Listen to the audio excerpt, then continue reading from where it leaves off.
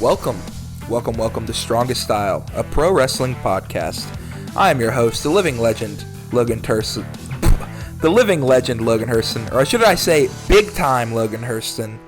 Speaking of big time, I have two lovely co-hosts with me today. The gimmick killer, Cooper Prater. Man, can this just be like a sumo podcast now or something? And he is a giant, and he is the undisputed Strongest Style world champion, Mr. Jack Dudley. I'm sad, bro. I miss Evil. I miss Evil so much. It hasn't even been an hour. Oh my god, dude! No more ha-ha-has. No more baseball bat chairs. No more gang shit in New Japan Pro Wrestling. We may not even have the house. Yeah. Well, I mean, we've got Ren, I guess. House of Torture 2000. I guess let's get right into it. He's who's stepping it up. Yeah. Well, I don't know. We'll talk about it here in a second, I guess. Let's get through the worst of it first, and then we can get to the possible future. Oh, it's a good Logan, you want to break the news? Yeah, it's a good segue. It is the start of the year, and much like when jobs hire and people leave and fired and all that stuff at the start of the year, this is what's apparently happened in wrestling this year. In New Japan, Semana has left for a back injury, but technically hasn't left the company yet, right? Is my understanding.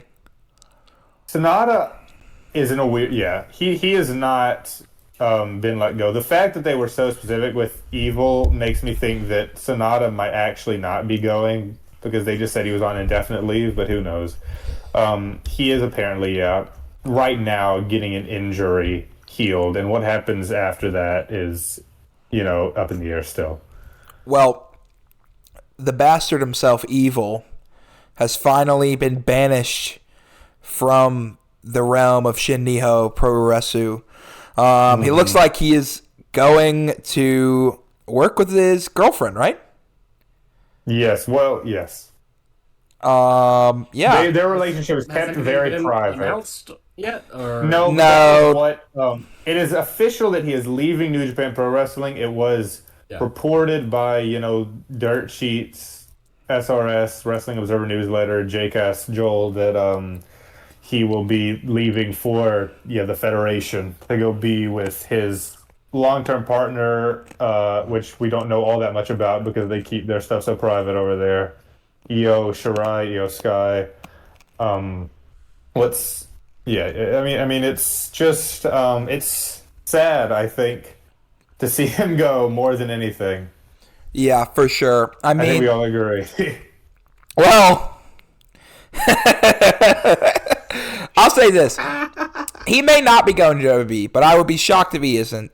He could be doing what a lot of the former LIJ members are doing, which is go to Noah to join Naito, but I heavily doubt Evil of all the people would do that, especially since he's not going to AEW. Remember those reports during G1 where Cody's like, I swear I don't like Evil. I promise I don't like He's Evil. not going to AEW. It wasn't my idea. Enemy of the show, Brian Alvarez called Tony Khan a mark for not liking Evil, by the way, this week. I don't know if you guys saw that. That's true. That's absolutely true. Undeniably true. But true of anyone who doesn't like him.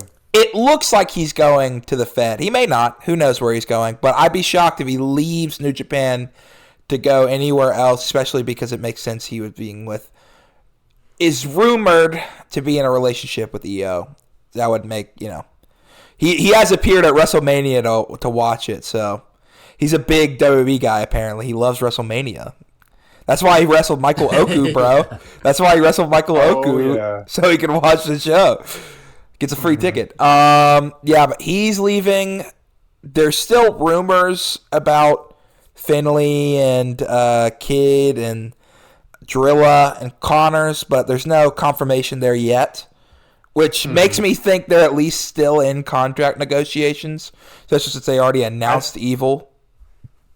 I would love for this to be like the third year in a row that all these rumors popped up for Finley just for him to not go. I'd really appreciate that.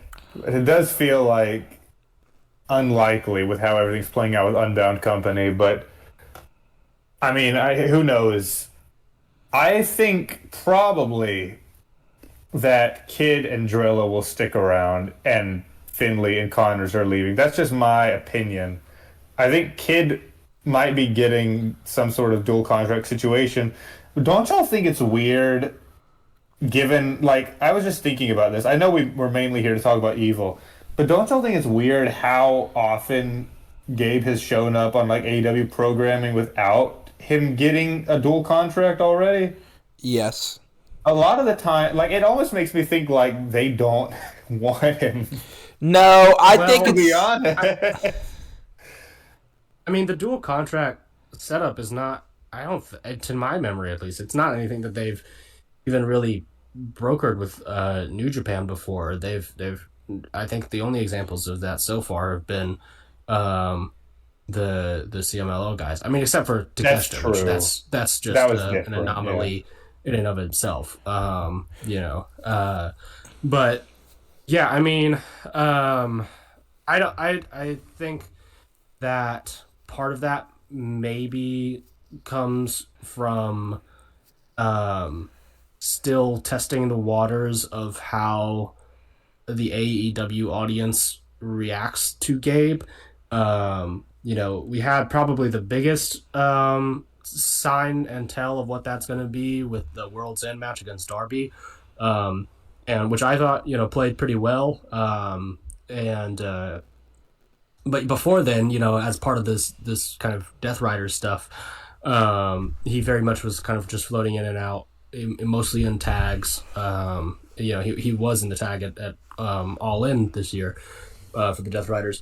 But yeah, I think so that's maybe part of it. And then part of it too is, I think, a more basic, just kind of wanting to respect that business relationship that they have with New Japan, because that is their so far longest and strongest one. And I think they are keenly aware of their image to New Japan fans and to maybe some New Japan wrestlers as well. And I think they maybe want to kind of play things a bit more carefully, a bit more close to the chest, so it doesn't appear as though they are just fully rating the whole thing. If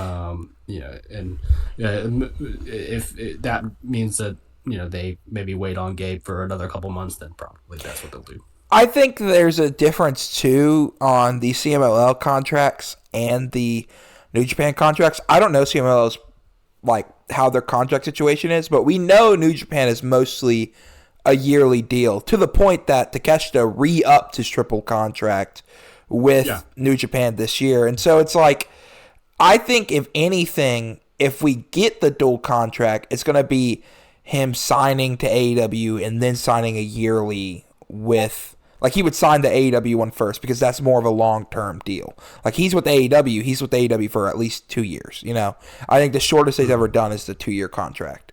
And then he would sign, re-sign with New Japan for a year. But that's why I mainly think we haven't seen anything. I'd be shocked if Finley stays. That brother is going to work with his little bro and his father in NXT. Him and Evil are going to run back their whole feud from last year. Yeah, the dog collar in NXT, brother. He's gonna be wrestling Leon Slater and Miles Bourne and a Toothless Aggression. What do they got over there, brother? I don't know. They need Finley, so I would be shocked if he doesn't go now. It's like, is he ever gonna leave? He might just stay. No, he won't. He will stay with us forever. I would love that. Do I think that's our reality? No. But you're right. I think if there is a time for Finley to jump, he definitely isn't going straight to the main roster. He would be going to NXT no matter how old he is. And there has never been such a talent vortex of nothingness in that men's division as there is right now. Like, he would be such a big deal for them if he jumped, that I think, like, if he's going to do it, he's got to do it now, Same thing, apparently Drilla's teasing it because he's posting images of him in NXT UK on his Instagram like a little troll. I'm going to hit that Drilla, right? I mean, that could be anything. I don't know about that. I just think he's teasing stuff, Yeah, I think more importantly, the WWE has no interest in him.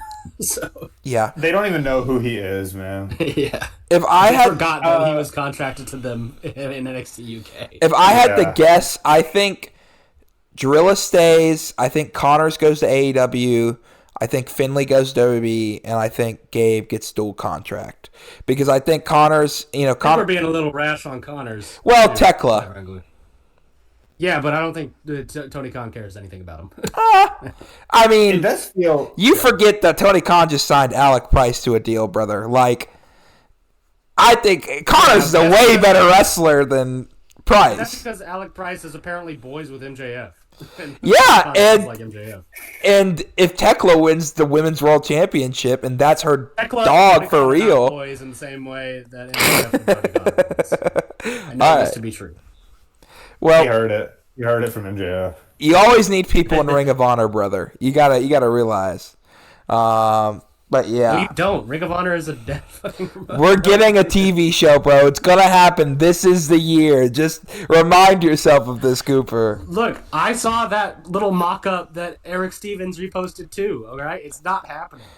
That'd be so beast if they did that and then brought Stevens in. That's what they should do. They should still bring Stevens into Ring of Honor. The fact that they haven't. Stop. Logan, you're gonna make yourself mad. No, stop it. I like living in this fantasy world. But yeah, is there any other New Japan guys that we should be worrying that might jump ship? Oh, I know Hiromu. You mentioned Hiromu, yeah? No, I haven't. Yeah, I know Hiromu's looking like it, right? He might be the tag partner for Naito. Well, yes. So, Hiromu seems like he might be heading out. What the I don't know. Like, I'm always talking about these guys, the JCast who do talk about rumors on their show. They said that they heard that Hiromu was basically finally offered, like, this year. Well, from what they heard, rumors are rumors. They'd heard that he was finally offered that he could do the heavyweight division this year, and he's currently deciding between that or kind of going off and doing freelance stuff with LTJ.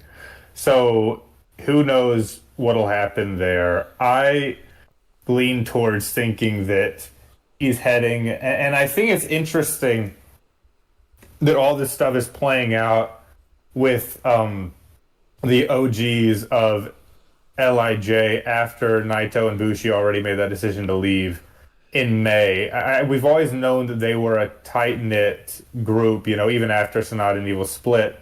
Like, those original core guys pre-Shingo and then Titan and then Tsuji were, like, legitimately good friends with Naito for different reasons. And I do wonder, I don't wonder, I'm actively, speculating that that's a big reason they don't feel as tied to New Japan anymore now that he's gone. Mm-hmm. Well, I'll say this. I think if Sonata didn't get injured, I definitely think he might jump ship. I wouldn't be surprised. Him and Bushi are like, not even him and Naito, him and Bushi are like super tight. Like, he basically used to follow Bushi around when he was a young boy and just do everything he did. So, like, I wouldn't be surprised if he, but I don't, we don't even know what his wrestling status is going to be like. So, but it is weird that, like, almost everybody who is anyway affiliated with LIJ is just that's just a weird void to have, like, completely wiped out of Japan. Yeah, especially Evil. It's going to be weird adjusting to this, like, almost more than it was hard adjusting to Okada and Naito leaving, as crazy as that sounds. Because Okada was, that whole last year of him in the company, he was, refusing to really do anything in the main event scene, and you could tell, and that he was kind of checked out. And Naito, of course, his body was failing him for a long time those last 2 years in New Japan. Evil has become like the new gen top heel, and he does his whole shtick, but he wasn't showing any signs of, like, slowing down. I know it's silly to say with a guy whose style is not that high risk, but he was kind of I mean, this it never year. was. So Yeah. No, it never was. And it kind of felt like this year he was more important than ever. He stayed close to the main event scene all year. He beat Finley in that sort of battle for top heel of New Japan, and then he made it to the G1 final, and then he went into this huge feud with Wolf all the way to Wrestle Kingdom. So it's like he was in our face more than ever before, and you'd have to imagine if he stuck around, he would be a big thorn in Tsuji's side in the foreseeable future. So like to me, I know it sounds ridiculous, but it feels like it's disrupting plans more than those two big departures did. I completely agree. I think Naito at that point, I mean, his body was cooked. He wasn't really going to be much of a factor. Like, he would have, he would always get in book because he's Naito. He's a big star, but, like, he was never going to touch that world title again. And he was in more of anything a booking hindrance other than just of drawing power of, like, how you're going to book this guy. For Okada, he had done everything you could do.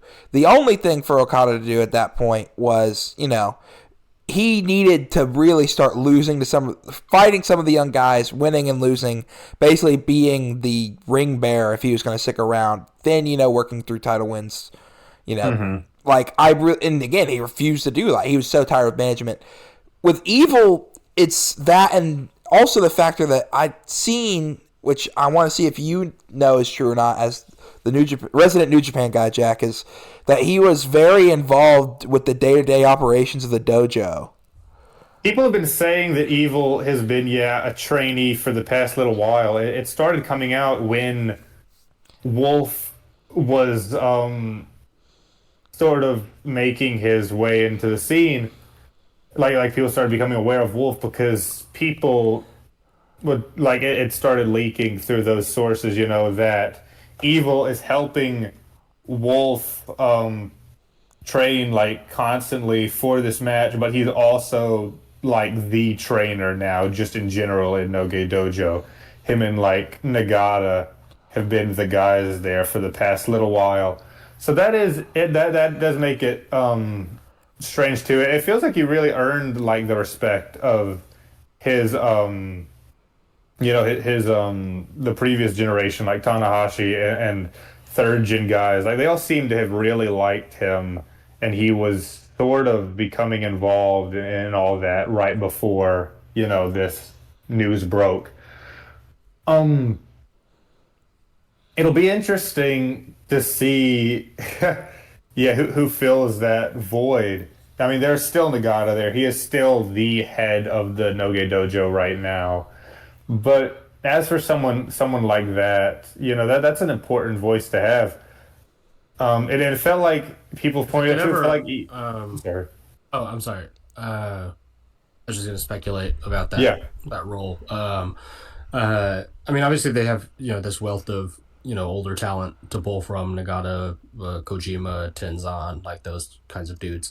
But also, this just randomly sprung to mind. If they could ever convince Taka Michinoku to give up his shitty little indie stuff and just come and to be a trainer for them full time, I think that'd be really beneficial to them. That would be great. That would be great. JTO is fucking awesome. I love so many of their products. Yeah, I mean, he's already created really great stuff. I mean, the Inaba sisters and everything over there. Oh my god. Tomoka is so fucking good. I don't know if y'all know. But yeah, that would be something outside the box like that would be really interesting. You talk too about, what it means for House of Torture. I mean, there's all this faction shakeup going on. It feels like they are very, especially with this news coming out, it feels very pointed how they've been presenting United Empire as the new top heels so far. I don't know what happens next. Ren Narita has this shot at Aaron Wolf's title coming up in New Beginning. I would be shocked if he wins it, but maybe, they're like, we'll give Narita this surprising victory to establish him You could see something like that maybe going down. I don't really think that's what'll happen, but it's an idea. They could go outside I mean, we could talk about these Road to New Beginning shows here in a second after we get done with the contract stuff. Um, they ended the second show with like Doki standing tall like crazy over Desperado, and all the House of Torture boys kind of coming out to prop him up and being like, "This is our guy." So you could also see a scenario where they kind of go outside the box with that and make a junior kind of the de facto leader. I wouldn't be surprised. Doki's whole character right now kind of revolves around that same super over the top like egoism that Evil was like delusional, heel work that Evil did. So he'd be a good successor for that in that way. It's just that he's a junior. Or maybe, they just decide to disband the group and switch it up. I don't think, I really don't think it'll be the same without Evil. He kind of brought it all together. And like guys like Togo and now Fale, they just aren't like the same without Evil as their guy. Yeah, they really were only. House of Torture has a great identity, but it's Evil's group. Yeah, it's his identity. It's time. It's almost. Sorry, go ahead. Well, it's not as iconic a faction, but it's very similar to when Naito left, and they were just like, well, fuck, we can't keep Ingobernables going without Naito. It feels, the same sort of way. The whole group's aesthetic was modeled after him, and he is House of Torture, like Cooper said. I wouldn't mind them staying together. But if it's going to be Narita or it's going to be Doki taking over as the head honcho, there definitely needs to be something that changes. They have to switch it up in some sort of way. A lot of people would, of course, be clamoring for them to become a little more vicious and less, comedic. Because I mean, that's coming from people who don't like the House of Torture in the first place. But I do think that nobody has those chops as much as Evil did, so I wouldn't mind something like that, Mm-hmm. For sure. Well, it's time for the sold out company, brother. The sold out factory. The sold out factory. Something we'll model that after the other ones. I think they should. Can you hear me? Say? I can hear you. No, I can hear you. I'm curious what you were going to say. I think they should retire House of Torture. I was hoping that you were going to. Oh. Sorry, go ahead. Because my main reason for this is like, look, Fale, he ain't the same. The Don is not the same without the King of Darkness. Get him out of here. Get Chase out of here. Like, I mean, and I hate to say this is a burden onto my heart, but like, the babyface Tokyo Pimp does not fit in this faction anymore without Evil there. Like, you can keep, Doki Show, and Narita, and even I think having Lil Dick Togo around as like their manager would be cool. But like the rest, they gotta cut some Chase Owens. Like they gotta cut some fat. You know what I'm saying? Like, especially with like it was almost hilarious with Evil to have all these seconds, but like it makes no sense for like Rin Narita to have Don Fale and Chase Owens. This is backing faction, which does lead perfectly into a segue here that we had prepared a segment just for you, Jack. Me and Cooper got on the phone the night we were originally supposed to record, and Cooper has come up with a list for you. Oh Christ! Okay, I sure have. I absolutely have. Logan, can you continue to bullshit and introduce to the segment?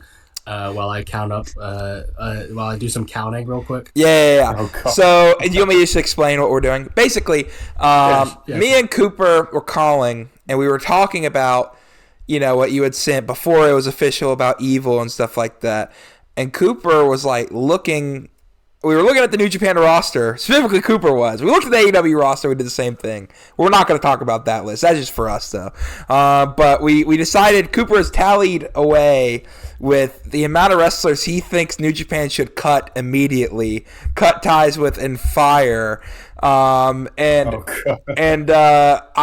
thought this would be a very interesting segment on the pod. I don't remember if you told me everybody or not. You saved I it. told you none of them. Yeah. I wanted to save your reactions too for the pod because I have some that you are not gonna like, Logan. So this is you being very serious. Yes. This is not okay. Absolutely. I truly 100% believe that if they made these cuts, that it would be a tighter, better product. Now, granted, most of these are going to be very uncontroversial. Right. Okay. And by that I mean, like, the old the New Japan dads. There's some of them in here, and some, foreign, like, part-time guys, particularly 2 foreign part-time guys who basically never show up anyways, so nobody really even remembers that they're on the roster.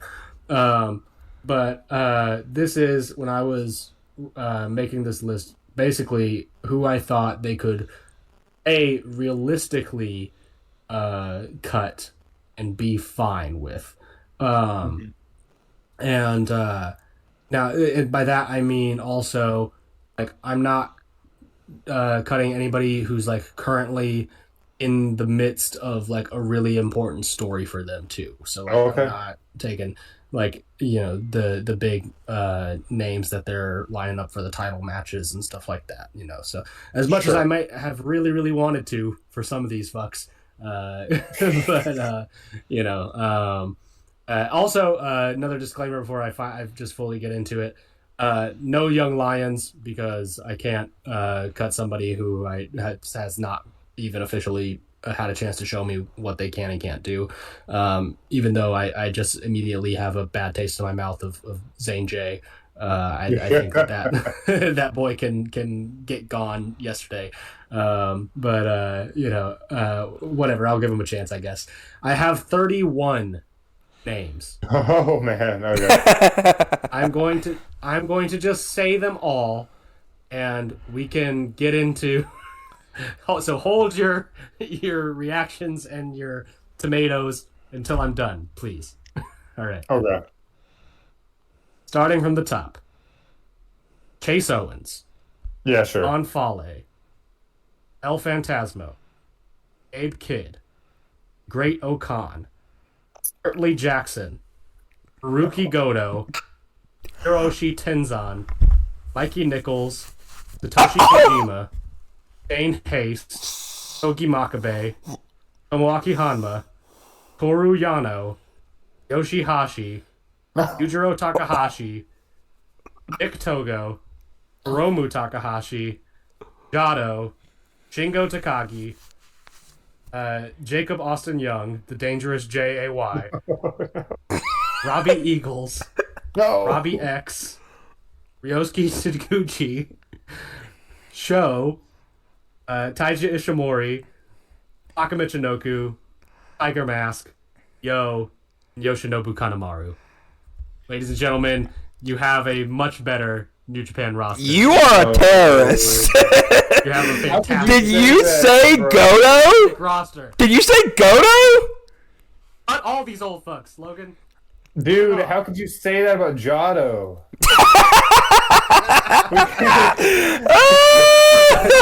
The Goto one is the one that I knew that both of you would be upset about. But, like, look, man, we're cutting off the old generation. Tanahashi's gone. Okada's gone. Nakamura's gone. Goto's in that same generation. He just had his best year of his career. He just had... Yeah, that's fine, but how's the next couple of years going to look? Exactly the same as, 2021 through 2023? Like, nope. Okay, great. I don't need to see that. He's beating Tsuji. I hope you're right. But I don't think you are. Yeah, so, Jack, I noticed you wincing more at other names as well. The ones that I was most shocked by you saying were the juniors, like Ishimori and Eagles. Because I think, and I feel like that your whole thing was the old generation, but you still threw in Young and Robbie X anyways, because fuck Yeah, don't make me those laugh. guys.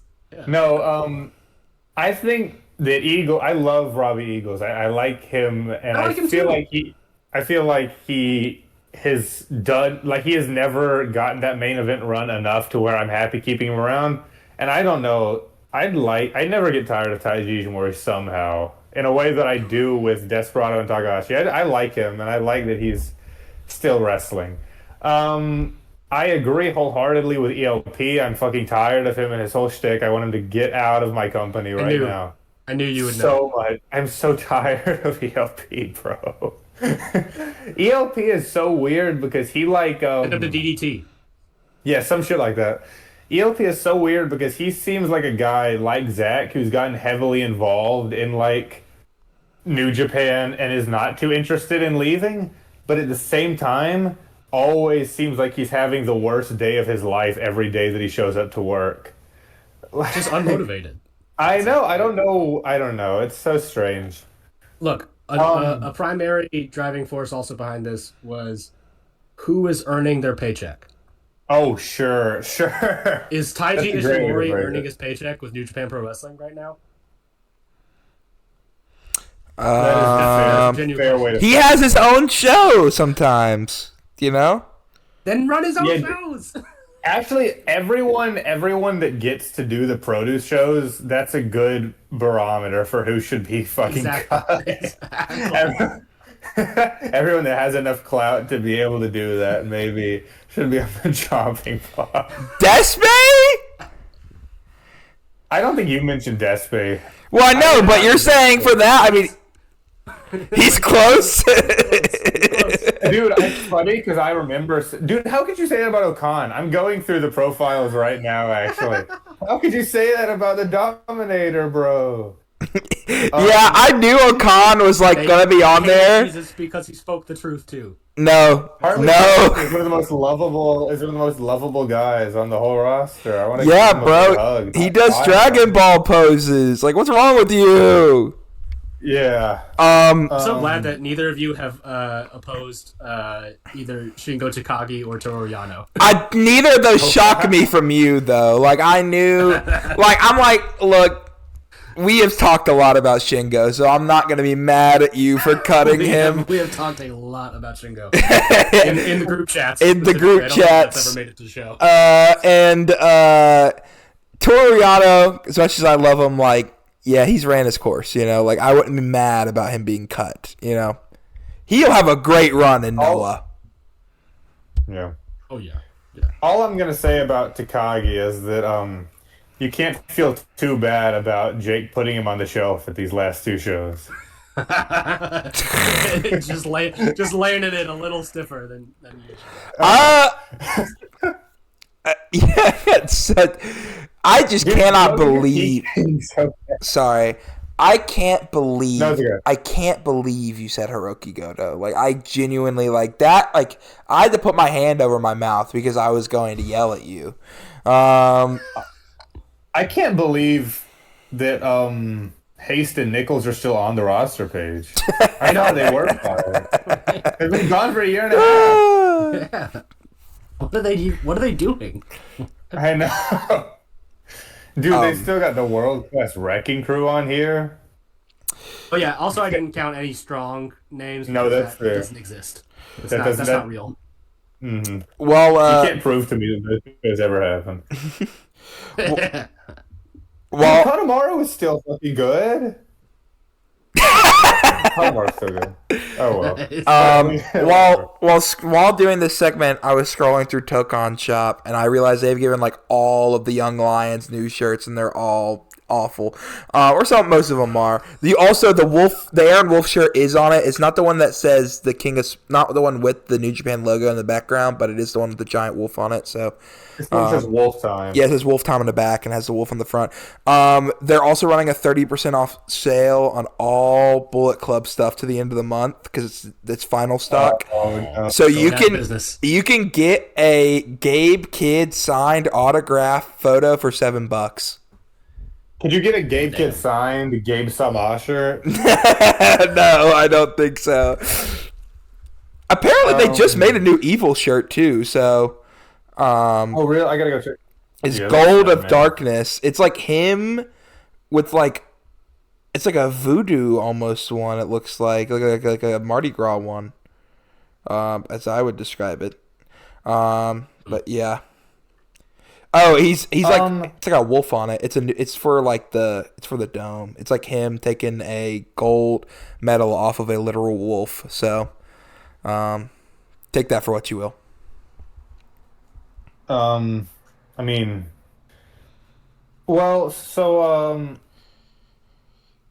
I do think these departures are a little sad, but at the same time, I mean, this is like so clearly they're marking this like these last couple shows so clearly as like new era started finally that I'm not that upset because a guy like Evil can leave and he's been doing great work, so that sucks. But also, I mean, someone will just take his spot. It's not like where someone will just fill that void. Yeah. It's the way it works. Roster turnover is good. It should be. It really is. Yeah. Mm-hmm.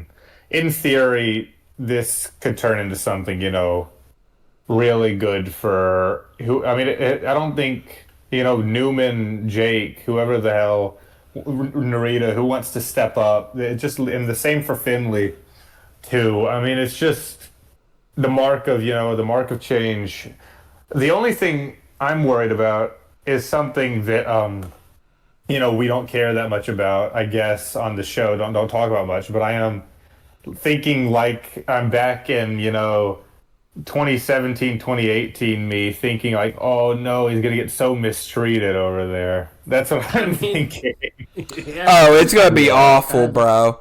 Because you had brought this up. You were like, what does Evil even look like in WWE? And I'm like, what do you mean? He looks like the exact same thing he looks like in New Japan. He's just gonna, I mean, that's like a perfect gimmick for him over there. But then I realized they hate people that speak Japanese over there, bro. Like, they hate Japanese wrestlers. Like, they cannot stand they're okay with the Joshis, where like any male Japanese wrestler does not do well in WWE. Can you think of one? No. I mean, I can't. Brother, I'm gonna tell you right now, him and Nakamura are gonna be tag teaming, and they're both gonna get spooky Great Muda powers, and it's just gonna be what it is. I'm sorry. I mean, he's gonna join the MFTs, bro. I'm telling you right now, he's joining the solo group. Honorary Tongan. Tongan. I mean, people who say that like, oh, Evil is tailor made for WWE are thinking about it from a very surface level, because what the character that Evil became was the posse, It was that he would come out for the big matches, like his main event matches, and have 10 guys walking behind him. And they were there the whole time. And that can't really... I mean, serious, it can't really be replicated, like... Brother, he's going to go to NXT. They're going to give him Dark State. That's going to be his posse. And he is going to run that division into the ground. And it's going to be the greatest thing ever. This is like the secret hand that's been over all their moves for the past year and a half is how they're going to retcon it. It's going to be so awesome. Because, like, yeah. Apparently... Mm-hmm. Evil doesn't work without they have to give him a group, right? Like, I don't know. Yes, yeah. Oh my gosh, it's gonna be awful. If he doesn't have the group, it's gonna be a bunch of Evil versus Michael Oku action going on. If he doesn't have anyone with him, that's gonna be how all the matches are. But what if, like, what we're not even factoring is, what if he doesn't even like sign as like a wrestler? What if he just becomes a trainer? I don't think that is gonna happen. That's not gonna happen. Are you stupid? He's in the dojo. Maybe he'll train in NXT. You think NXT is going to want the same type of training as the New Japan dojo? Yes. Brother, maybe Kendall Gray. Maybe Kendall Gray is going to come underneath the tutelage of Evil. Yeah. But like, dude, those whatever Twitch influencers or whatever the fuck they got over there. They're not gonna fucking get beat with a goddamn a stick until they can do 100,000 squats. Like, that's not what's gonna happen. Man. Oh man.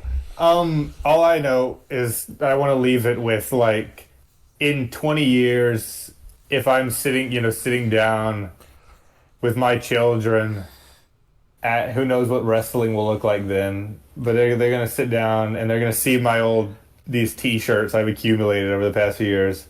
It's gonna be, Daddy, what was Prime Evil like?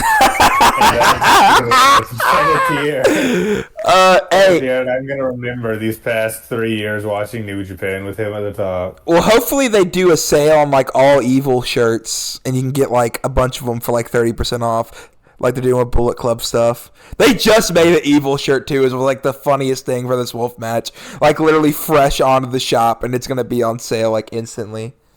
I'm so glad. My kids are gonna be like, what is the coldest white boy in the game? That's what they're gonna see when they see my shirts.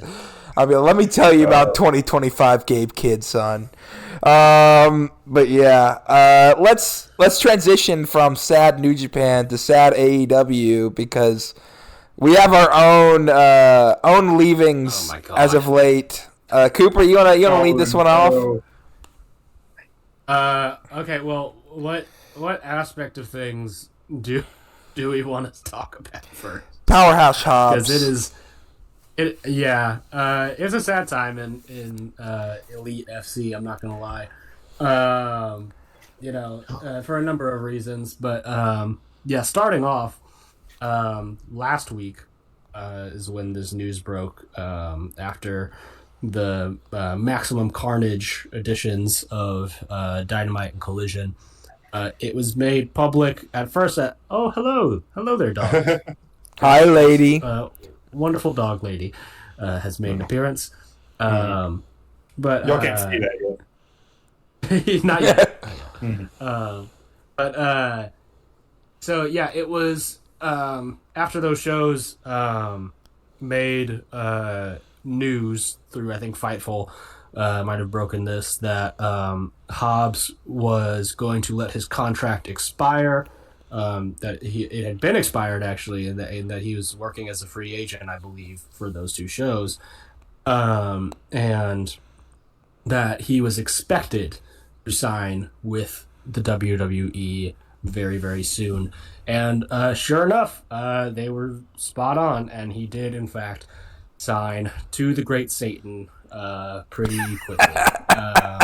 So I saw a number of reactions to that particular news, and I was heartened to see that most of them were not AW fans going like, well, he sucked anyways.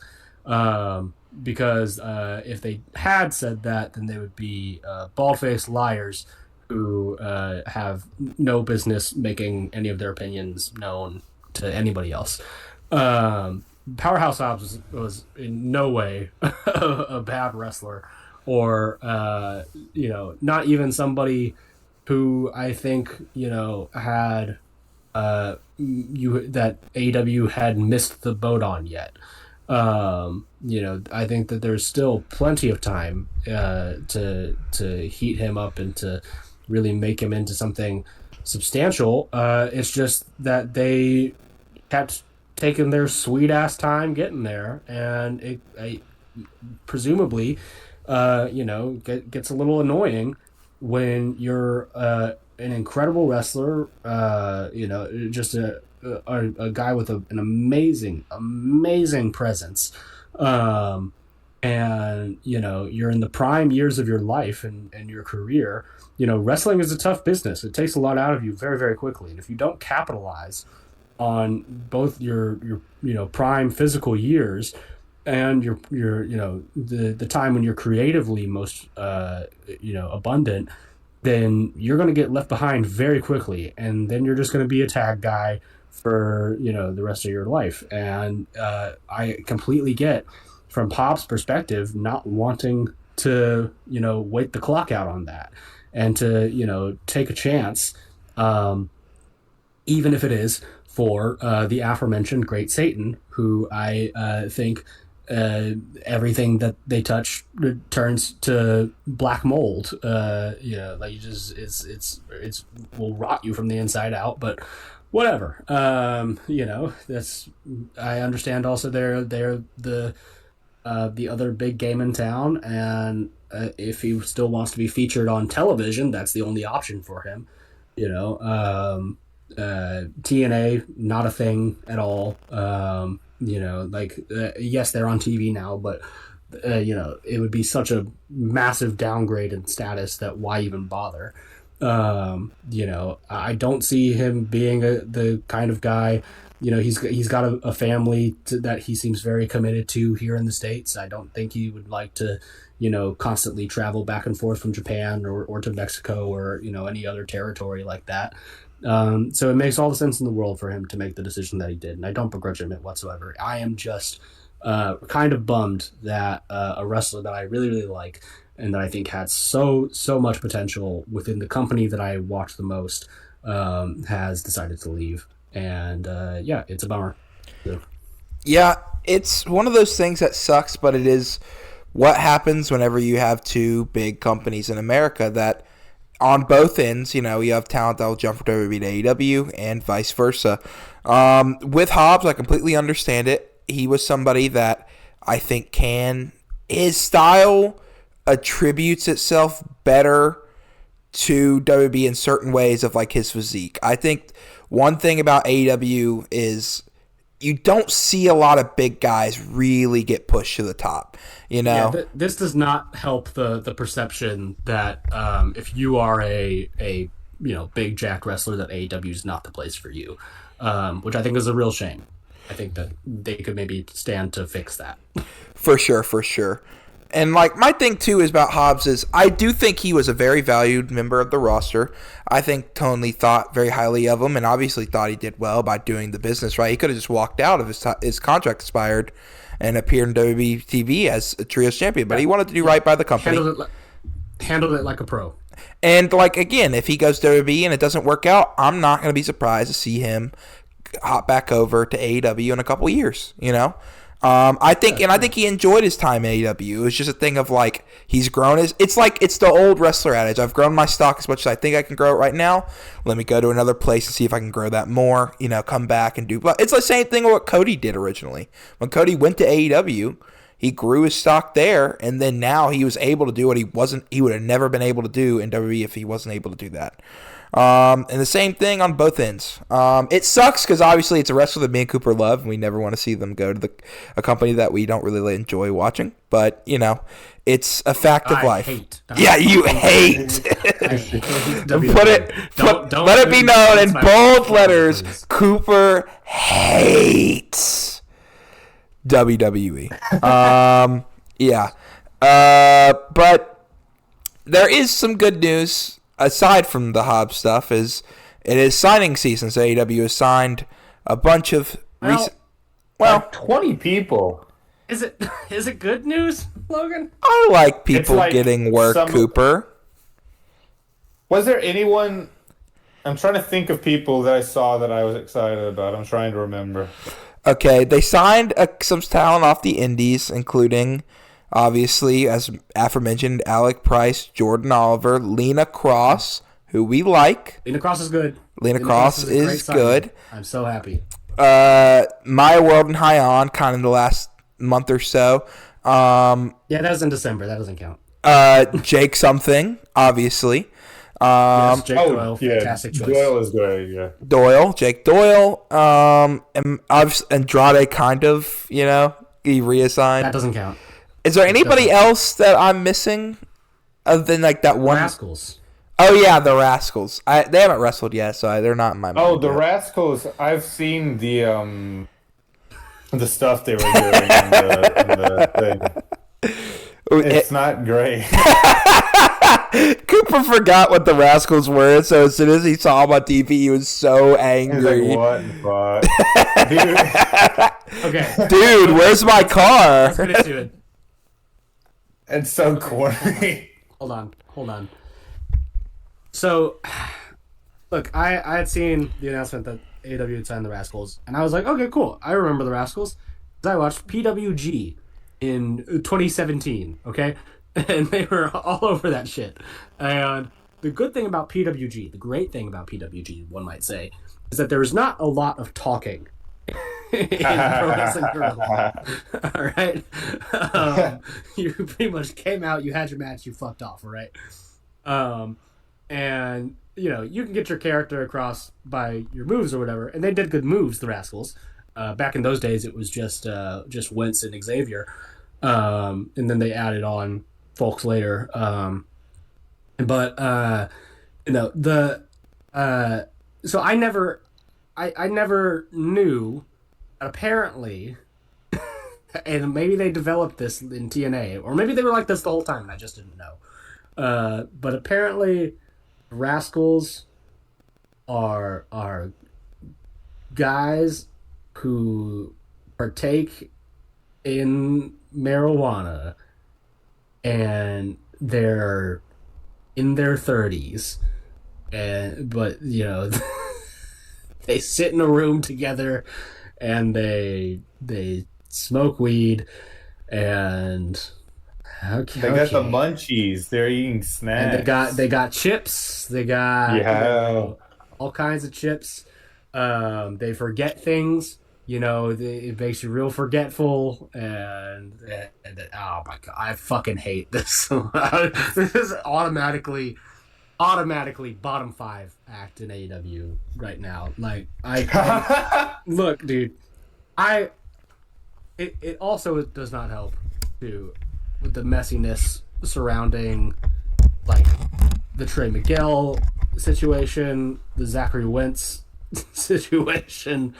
I don't quite get it. Initially, when they announced that they had signed all 4 of them: Desmond Xavier, Zachary Wentz, Trey Miguel, and Myron Reed. Very shortly afterwards, like not even a day, it was announced that Trey Miguel had was no longer signed. Either he had been let go, he had been let go because it was said that it was a decision above Tony Khan even to let go of Trey Miguel. Apparently some WB executives or, you know, folks that worked there had discovered some, old, and I say old, like, I'm talking like 2021, all right? They're not that old, but some previous, like, tweets and posts from Trey Miguel that were really homophobic. He said some real fucked up shit in those posts. And to his credit, he, even in those posts, once he was confronted about his language on his social media feed, like at the time, apparently backed off and made an apology very shortly after. And according to a number of LGBTQ wrestlers who have shared cards and locker rooms with Trey Miguel in the years since, they have attested to his, you know, better nature, and, you know, he seems to have genuinely made an effort to try and kind of unlearn, a lot of those, bad habits and ideas that he maybe, came up with. And it's a messy situation. Okay. It's a messy situation all around. Some people were, comparing it, I think, probably quite aptly to the Jay Briscoe situation, before he had passed, and AEW's reluctance to put him on TV as well. And then that's also, just doubly weird with the fact that one of the Rascals, who is still signed to AEW, in fact, is going to make their in-ring debut, I believe. I forget on what show it's on, either if it's Dynamite or Collision, but it's against the Crew.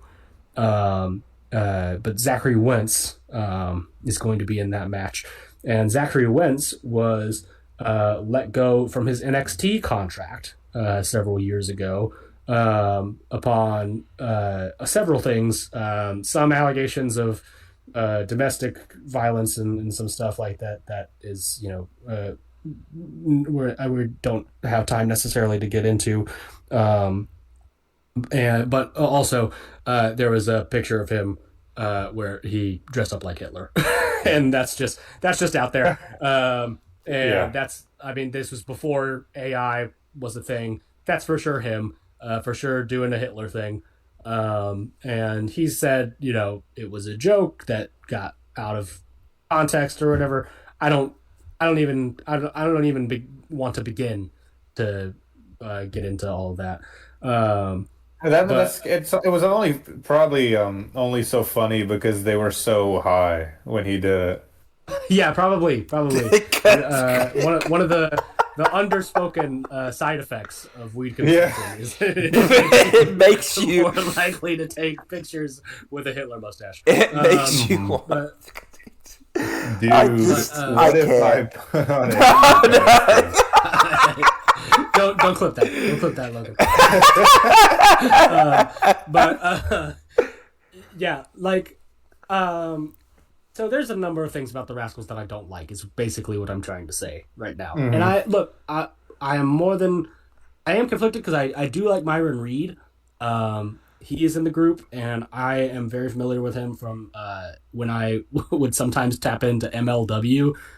He was in a great tag team with Jordan Oliver.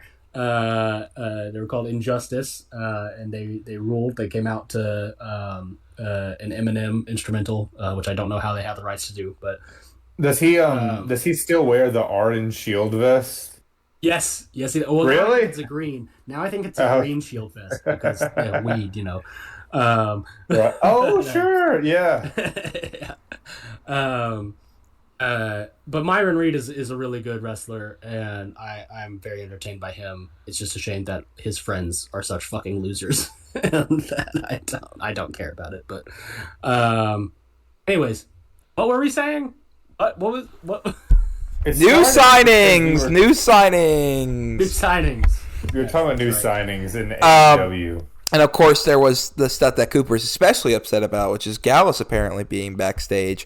They're not signing. They're not signing. I know they're not signed. I didn't think they were ever going to sign, but you were like, when you said that to the group chat, you were like, you were seeing red in that moment.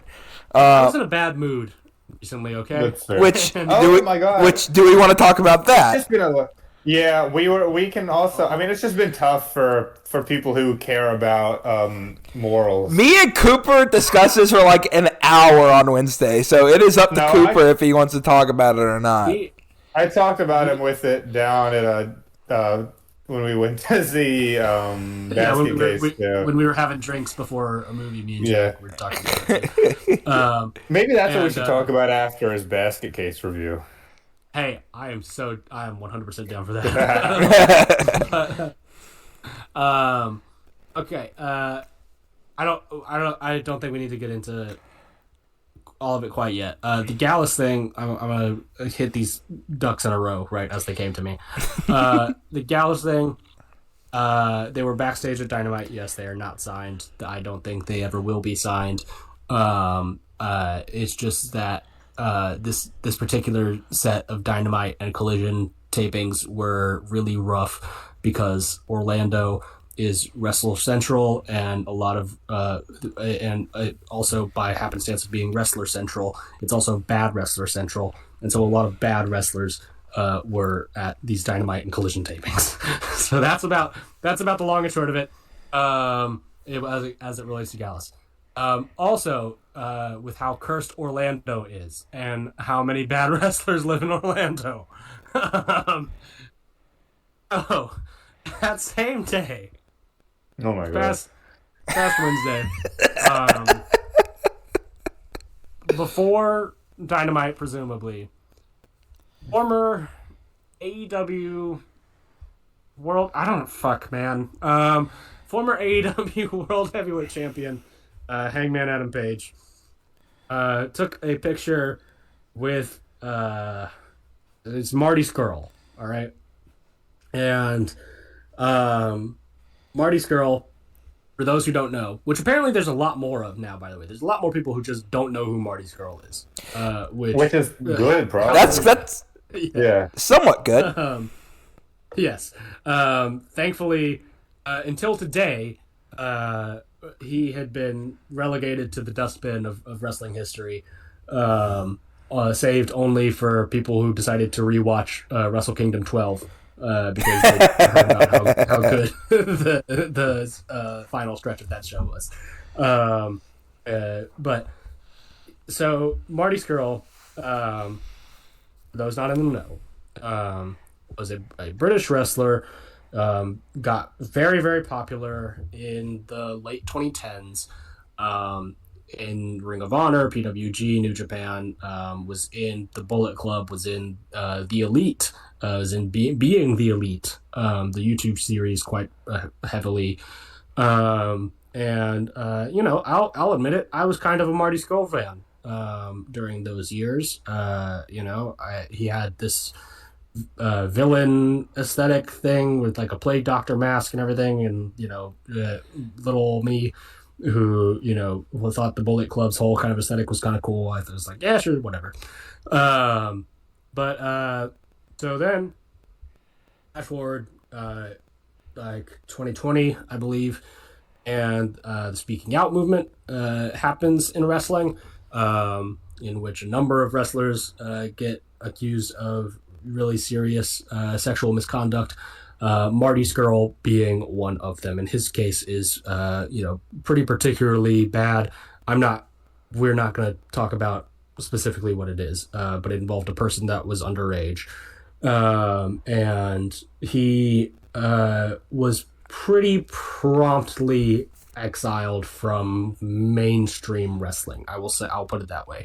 He still wrestled very frequently in a number of places, but none of which were televised, none of which had any kind of, real pull in the wrestling world whatsoever. I'm talking, little local shows in Mexico, some French catch thing that nobody's ever heard of, like stuff like that. He would bounce around in these places. And that's a shame to the people who continued to book him after all this. But as we have, been made all too aware throughout wrestling history, and all too well aware in the past couple of days or so, wrestling as an industry innately is a criminal enterprise that largely does not give a shit about the well-being of the people within it or the people surrounding it.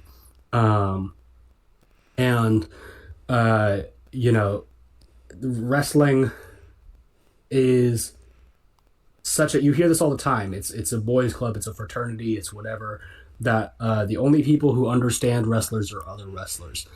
And in some ways that can be beneficial if you're in that life, to find a really tight connection like that. But as we've seen today with, Hangman's continued association and friendship with this guy, it also, I think, is to the detriment of wrestlers to have this kind of mentality, and it makes you look past these things that you should not look past.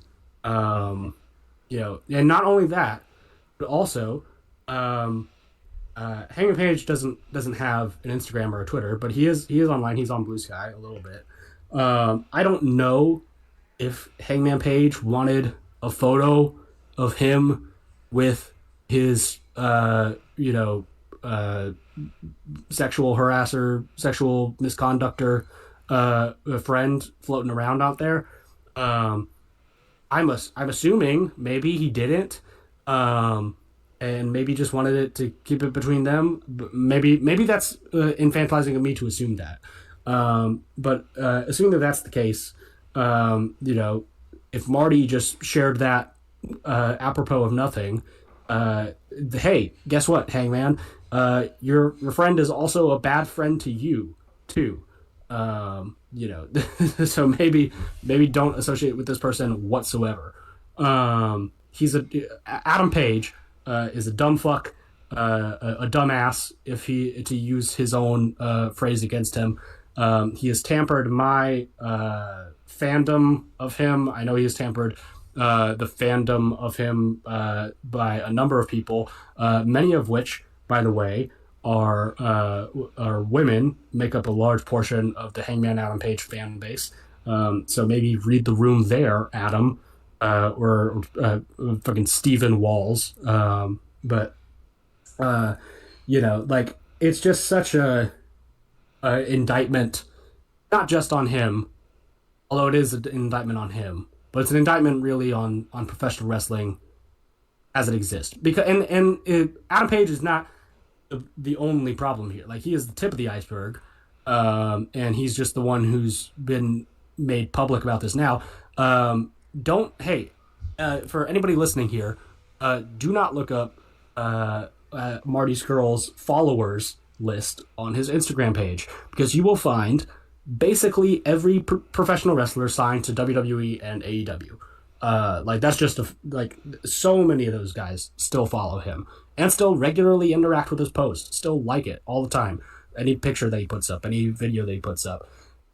You've seen this all the time. Like, you know, and the extent to which those people have a relationship with him, I don't know either. But you know, I'm one to assume the worst possibility so that I don't get my hopes up. But I think it's fair to assume that, you know, for whatever amount that they have a relationship with him, it's a similar case to Hangman's, in which they just overlook these abuses that he, you know, is alleged to have committed. So yeah, I don't know, fuck them all, fuck professional wrestling, this was a mistake. And yeah, I don't know.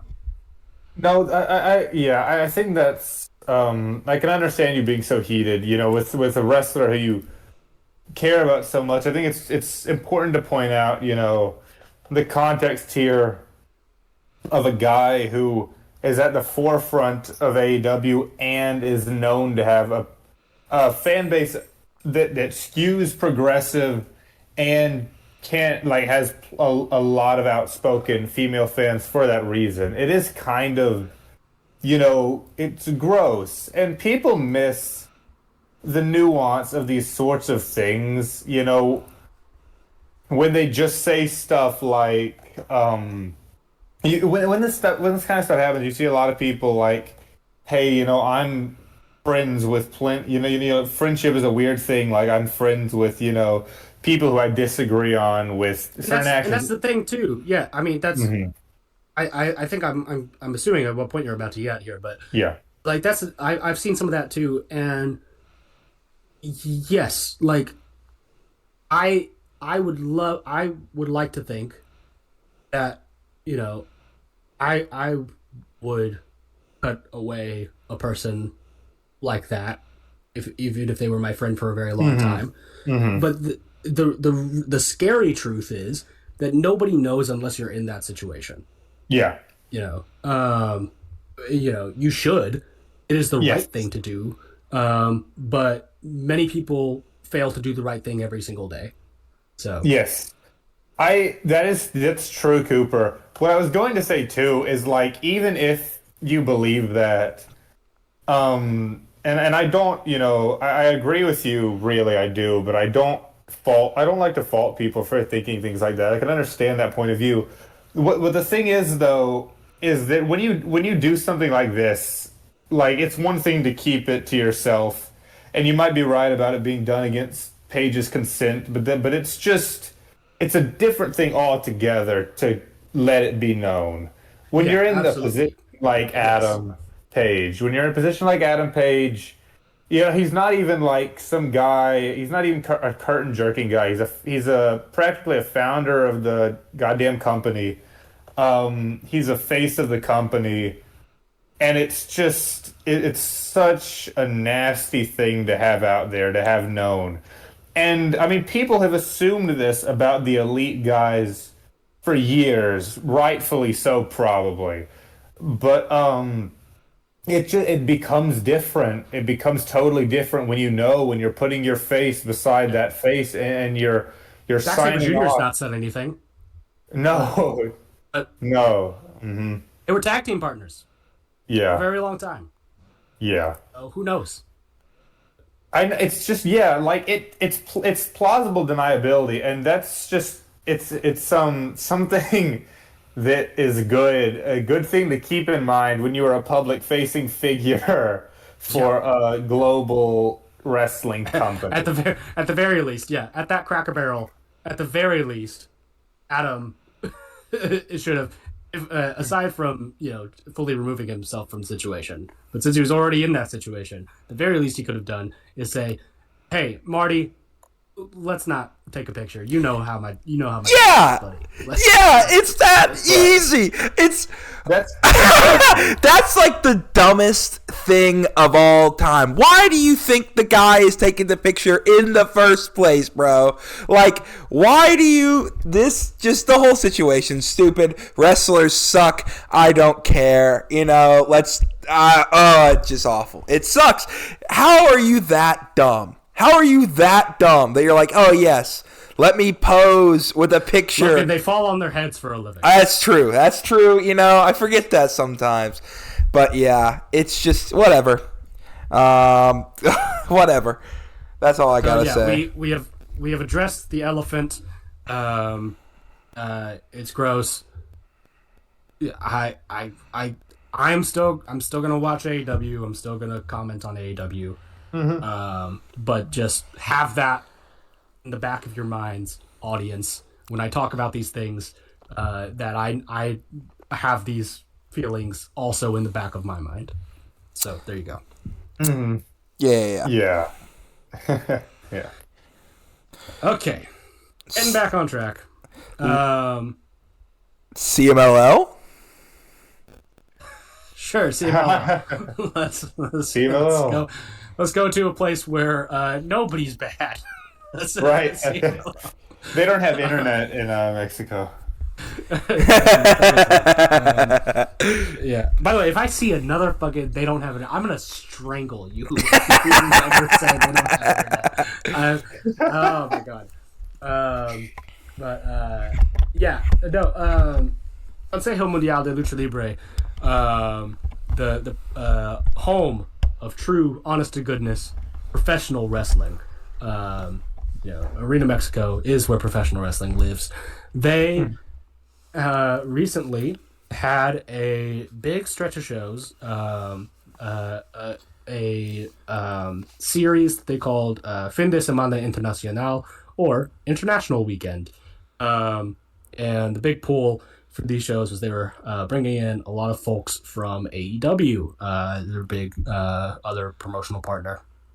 And this led to at least two sellout shows, one in Arena Mexico and the other in Arena Coliseo. I don't know if the following Arena Mexico show also sold out, but it very well might have.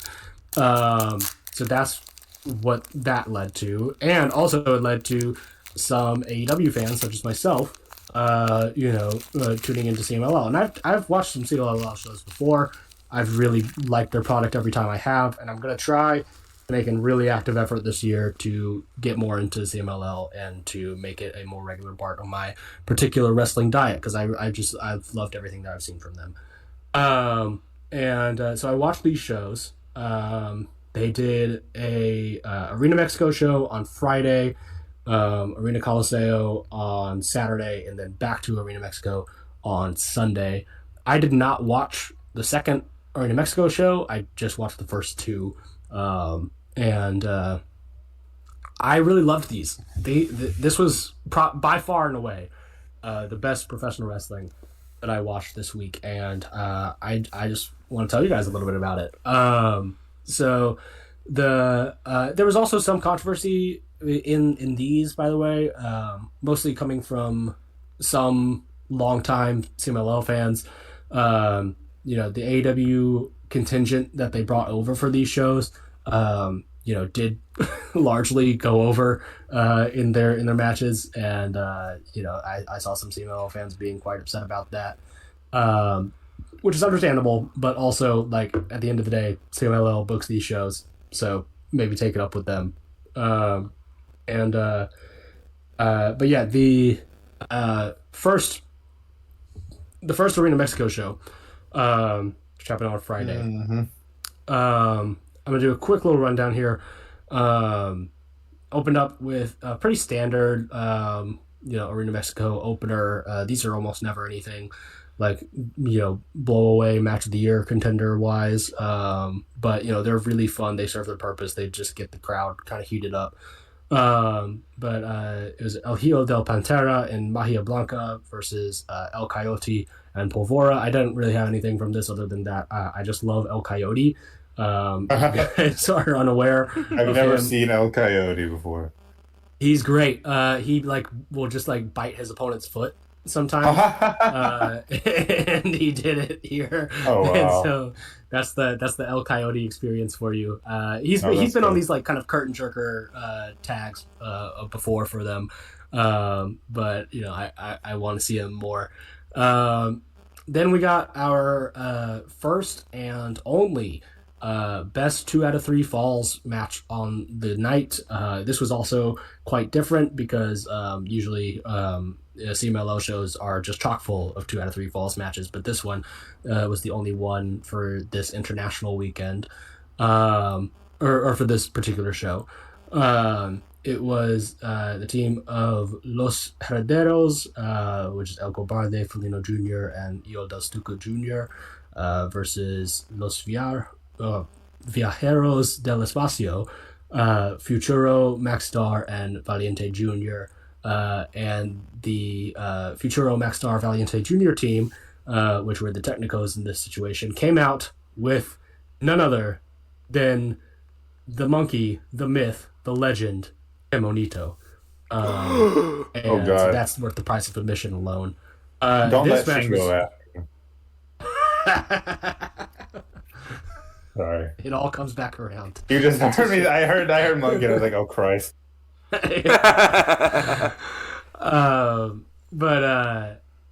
This one was a real barnstormer. Valiente Jr. specifically really impressed me. His old man Valiente got unmasked recently at the last big Anniversario show, I believe.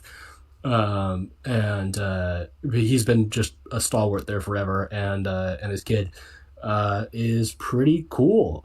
Very different type of wrestler than his dad. His dad is like a big stout muscle guy, and Valiente Jr. is a lot more high flying in the kind of Masquerade vein of things. Some very impressive work there. Then we had what I thought was also a very fun match. Barbaro Cavernario and Soberano Jr. Versus the Gates of Agony, Bishop Khan and Toa Leona. These are the first AEW guys to come up on the show, and this was a lot of fun. Gates of Agony, just big, like bruiser giant types, absolutely not playing into the CMLL style at all. And they just found some opportunities to throw around these little luchador guys, but Cavernario and Soberano in particular did find a lot of chances to really get the better of them and to use the lucha style to their advantage here. They're on home turf too, and GOA are unfamiliar with that, and so the hometown team did end up getting the win for this one. So they're CMLL fans. There's a bone for you. Then we had quite honestly a genuine match of the year contender for me. This was in a singles falls match was also very interesting. These kind of like big blood feud kind of things, usually have a kind of 2 out of 3 fall stip to them too. But it was the old men of Blue Panther versus Ultimo Guerrero. I adored this match. It was so good. Blue Panther is amazing to watch. Genuinely, like, this has been thrown about him for a long time, and it's still true. He's not just good for 65-year-old man. He's just good.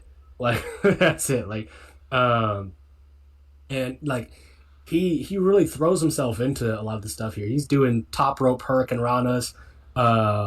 He's throwing himself off the apron onto the floor, doing all kinds of crazy dives and stuff, and it looks good. Like, he lands it pretty flush for the most part, and he gets right back up, pretty much no problem. So, it is incredible to watch this guy who, by all rights should be like, just absolutely withering away.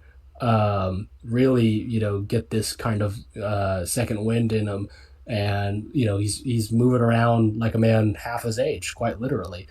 And Ultimo Guerrero, for his part too, also is really fantastic. He has had kind of a big year last year, 2025. He won the MLW Openweight Championship, and for whatever reason, the CMLL crowds really dig those MLW Openweight Championship matches when Ultimo Guerrero is in them, and he seems to really give a shit about it, and he plays his role against Blue Panther really well in the Rudo position, but he's just been around so long and is just so respected that people will end up cheering him anyways. But yeah, definitely go out of your way, out of everything from this weekend and this whole realm of shows, to watch that particular match. I just adored it, and old men wrestling each other will just always kind of get me in a way. I don't know why, yeah. So that one was really great. Then we had a pretty. This was one of the big controversy things from this particular show. It was the number 1 contendership match for the CMLL World Heavyweight Title. Currently held by AEW's Claudio Castagnoli, so it was between a former CMLL World Heavyweight Champion himself, Hechicero, versus a incoming AEW talent, in this case Roderick Strong. I felt kind of weird about this one. Oddly enough, this was the match that I was the most hyped for going into the show. Just because those two names together, Hechicero, Roderick Strong, great. I'm locked in. Let's go. But oddly enough, I think that those two guys, just for whatever reason, just don't have a supernatural chemistry together, which I thought that they might. And I don't know why it is really, but I just think maybe Roderick seemed a little hesitant to really engage with Hechicero's kind of Yahweh shit. I don't know, it just seemed a little awkward. It seemed a little bit like they were kind of just testing the waters, when I really just wanted them to kind of get into it. And the big controversial decision from this also is that Roderick Strong won the match. So, dastardly Tony Khan once again, pulling the strings here. But yeah, and then the main event for the Arena Mexico show was a AEW national title defense from Ricochet. So they are still trying to keep their word that this will be a traveling belt, at least for the next who knows, maybe 1-2 months, until I don't know, Bobby Lashley gets it and decides to exclusively defend it on Dynamite. But in the meantime, we've got Ricochet, and he's going around And this time, he was challenged by Titan, none other than technically in the Unbound company, also in New Japan, the wrestler. So I yeah, maybe. I guess. yeah, I think. Yeah. I mean, I think so. I think so. Let's assume so. yeah. Until proven otherwise, we'll Yeah. just say Yeah. that. Yeah. Um, yeah, yeah. This one match was super super fun too. Not a match of the year contender by my count at least. I think went maybe a tad long, um, but Ricochet melds into the world of CMLL just perfectly. He is exactly the kind of arrogant American Rudo that is just he knows the audience and he plays to it really really well. Teton had some really good stuff here. I like Teton generally. All the times that I've seen him in New I Japan. love Titan. Yeah, his Best of the Super Juniors run, the one where he made it to the finals with Watto. Hmm. I adored that whole run and Yeah. that final in particular. It's an Um, amazing match. um, uh, but for whatever reason, I think maybe it's just because he hasn't been featured as much in promotions that I watch more regularly, like New Japan specifically. Um, he's just kind of like fallen out of my eyesight a little bit. Uh-huh. Um, Sure. but this kind of got me reinvigorated into him. I was like, oh hell Yeah. yeah, Titan, absolutely. Um, uh, and the Arena Mexico crowd was really behind him too. And so it was great. This Friday show was just like pretty top to bottom, really really fun stuff. I mean, that's the benefit of CMLL's production style. Like I saw somebody describe it as like every CMLL show is a house show, and that's why they're all so good. Is because like a house show is the best type of wrestling. Yeah.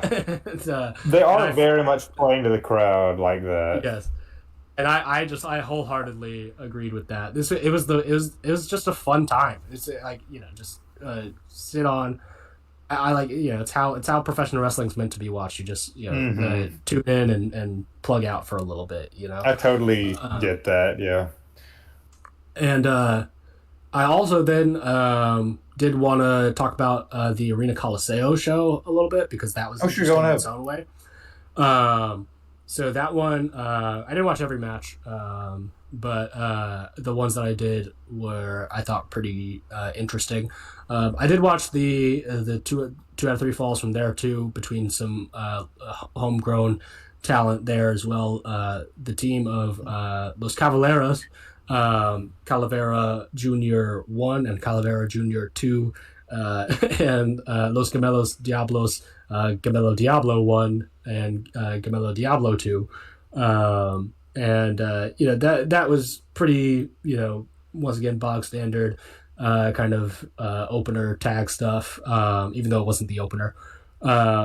But those two dudes, the Calavera team in particular, have such a great look to them. I was just kind of entranced by the look of them. They're these two guys. They're very stout boys. But they have such a like retro-y kind of throwback luchador look.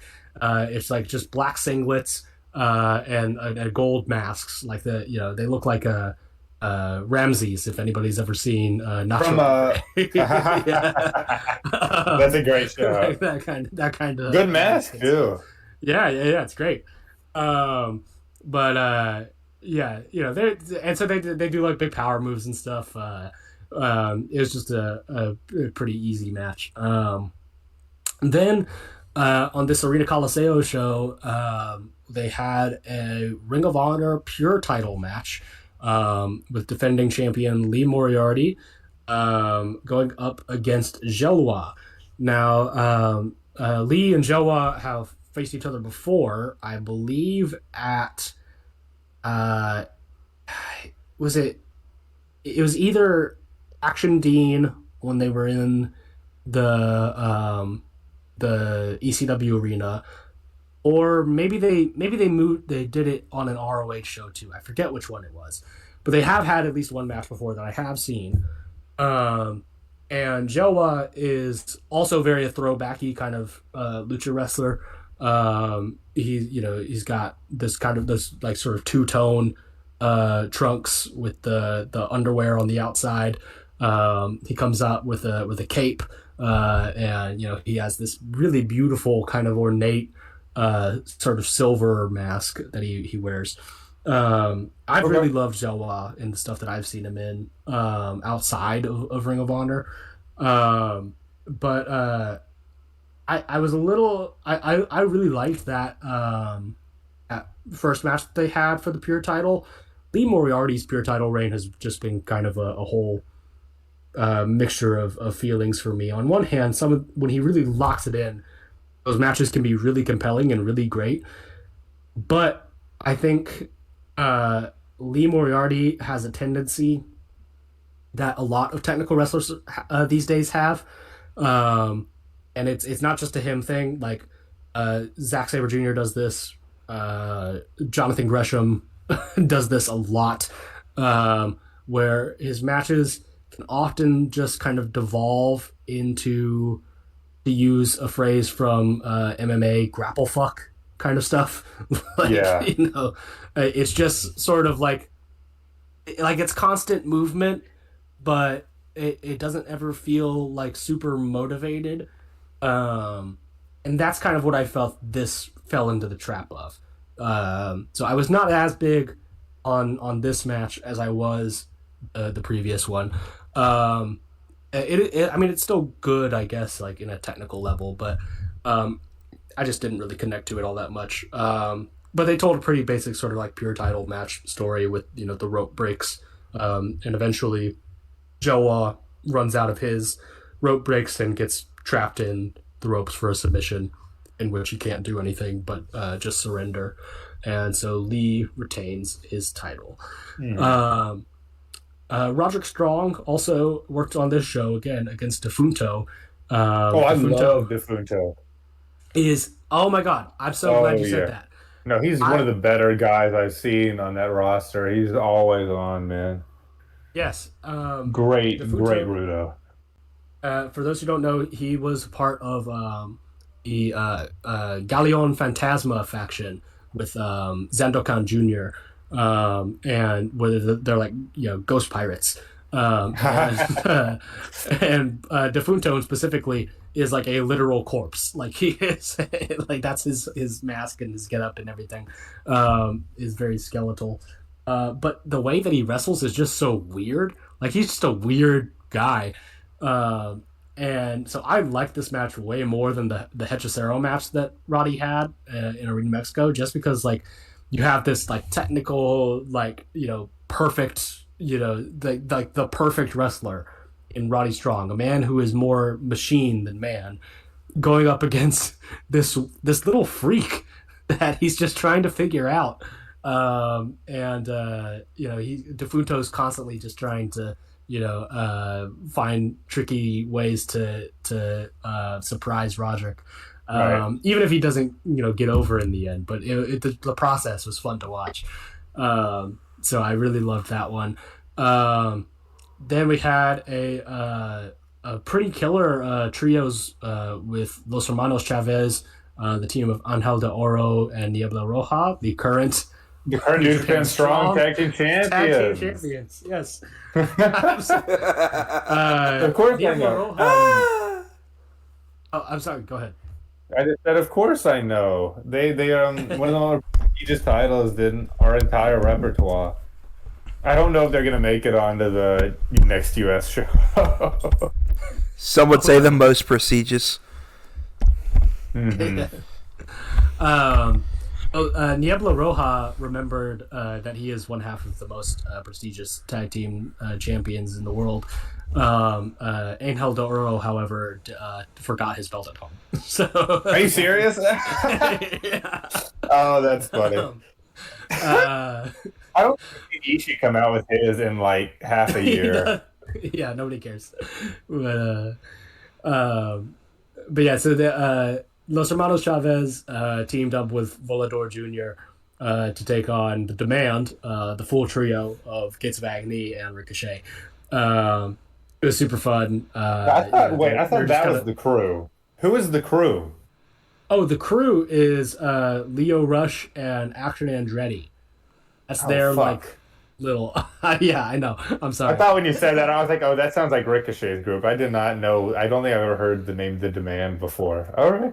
There you go. Oh yes. That's how little I'm paying attention. But I have the moral high ground now. That's the difference. Like it's now it used to be. Hey, you got Shingo. All right. Fuck. Brother, hey, and you got Ishimori too, who if you want to talk about Ishimori. Yeah. Oh god. Yeah. Whoa. You went to bat for Ishimori. Don't forget it. You're right. That's okay. Bone Soldier right there. We'll never forget that. Yeah, we'll never forget that. Okay. Fair enough. I retreat from that. Yeah. But yeah, the Demand are Ricochet's shitty little group that he's put together to protect himself with these two big meaty men in Bishop Khan and Toa Leona. So, but yeah, a lot of this match was Volador Jr. making fun of Ricochet, which I thought was pretty fun. And also Toa Leona and Bishop Khan doing more of kind of the stuff that they did in the Arena Mexico show, where they just get to throw luchadors around, and I think they have a lot of fun just doing that. So, and then the main event for the Arena Coliseo show, a match that I also really adored. It's also a match of the year, a tag match for one fall with the team of the Outsider team of Bandido and Commander versus El Sky Team, Mascara Dorada and Mystico. This was really interesting to watch because for the Outsider team of Bandido and Commander, these guys coming in from AEW to, the Arena Coliseo crowd loved them so goddamn much and refused to boo them at all that they ended up booing Mystico. That's crazy. And Mystico, to his credit, started working Rudo like in this match. It was wild to watch. And like he's ripping, he's like trying to rip at I think Commander's mask when they're in the ring together. It was insane, and like I just didn't think I would ever see that kind of situation play out, and it turns out Mystico is really good at playing Rudo just as well as he uses Technico. And yeah, I mean, and that's aside too. Just for the rest of the match, the in-ring work was really stellar. Obviously, I mean, all four of those guys, I know can absolutely get it done in the ring. But the dynamics here just made it so interesting. So yeah, CMLL, they're on a roll right now. Some might say that they're the only real professional wrestling organization out there. And so if you're new to Lucha, if you're new to CMLL, I think these shows are a good kind of jumping on point. And I mean, absolutely go out of your way and give it a watch. And for go ahead, Jack. I was just gonna say, fine speech, Cooper. You're making me eye the $35 a month Family Enda tier for the first time. Hey, brother. We can split. The strongest style family subscription. Anyway, but for those who say that it's the only real pro wrestling company, they've obviously never set eyes on Mr. Jake Lee. Speaking of Jake Lee, Jack, you want to take us to the island of New Japan and break down what's been happening the last couple weeks? It's been, so we had three little shows post Wrestle Kingdom. The first little stops on the road to New Beginning. I didn't watch the Yuji Nagata produce show that he always does. I don't believe it was anything special. It just seems like a pretty standard road trip. But the Corrigan shows had. Justice. Sorry, I was on vacation and I could not get to it this year. But I did take the time out of my vacation to turn on the Corrigan show. I think much to my fiance's dismay. Just kidding. No, just kidding. She's happy. She's happy that I get to enjoy this beautiful time in New Japan Pro Wrestling. So we have the Young Lion Cup going on. I'll just skim through it real quick. We have the first thing that happened of note in the Young Lion Cup was we had Yasuda versus Matsumoto, and Yasuda took that one with the Boston Crab.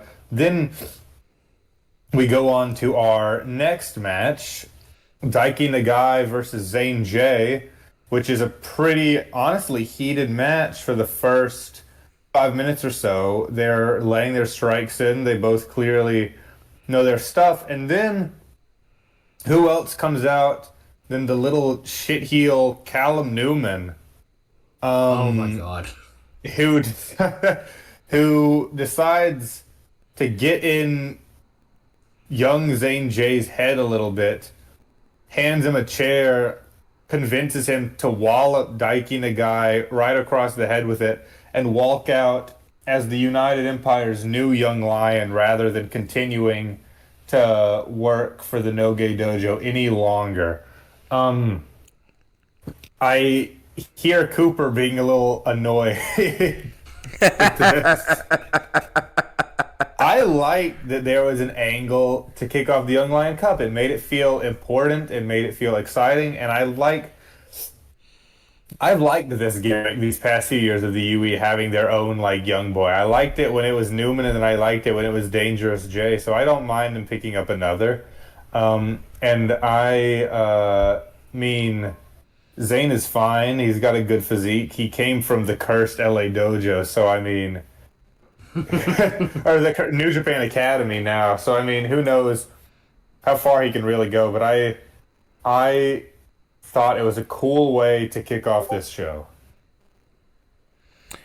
I was wondering what y'all thought about it. That's the reason I paused. Now the UE can have their own tag team of Zane J squared. Because they have J Security. Yeah, there you go. Yeah. See, you get it. Sorry, I'm just now looking at the picture of Suji trying to murder Jake Lee, and I'm laughing. Yeah, that's good. Look, Zane J is not making a great case for himself to not get cut in my Cooper wants to cut him so bad. He's joining with the hottest faction in pro wrestling right now. So could have Masatoru Yasuda could have joined the hottest faction in wrestling, and I would have been mad at that. But no, I mean it does sound interesting. I didn't watch these shows, by the way. I didn't watch these. Me neither. New Beginning ones so far, but to make such a big statement like that with your Young Lion project that you got going on here, I mean I think it was great. It's storytelling 101. I remember the first WWE United Kingdom tournament, and the first show on that, Pete Dunne takes out his opponent backstage and shakes Triple H's hand and all that sort of stuff. And then you have this kind of running current throughout all of the Pete Dunne matches of, oh well, he's looking to win this tournament because he's got this other bigger thing planned. I do think it is a smart idea to pick one of these young guys and make a really declarative kind of statement for what their position is going to be. So, yeah. Up next, I mean, Logan. Well, I do think you're right. I think it's cool that they have switched up the Young Lion stuff lately. We've talked about it before. This is actually a thing that's been happening all throughout, the down period. It's real. They're treating them more like Stardom rookies now than Young Lions, even though they have the sort of black trunk still. They get more developed personalities, and they get this like current of the factions possibly being interested in them. Like Matsumoto, I know they're all Hantai, the Young Lions, unless they decide on a different faction. But Matsumoto, they've been making this big deal out of him being kind of Goto's boy. They keep saying that he's like the Young Lion who's supporting the Goto Revolution and stuff like that. So that's his deal. They're giving them all a little thing, and I think that's fun and a good way to endear them to the fans before they even go off on excursion. Up next, we had the match that Logan was talking about, the angle. Well, it wasn't up next, but I'm skipping the house match because, it didn't have much going for it. The sad thing is that it was Evil's second to last match in the company, we now know, and I mourn that deeply. But then we had Unbound Company versus United Empire 5-way tag. And Jake Lee was goofing around a whole lot during this one. And I can say safely now, y'all. The match hasn't happened. But I was right about this. I was right about it.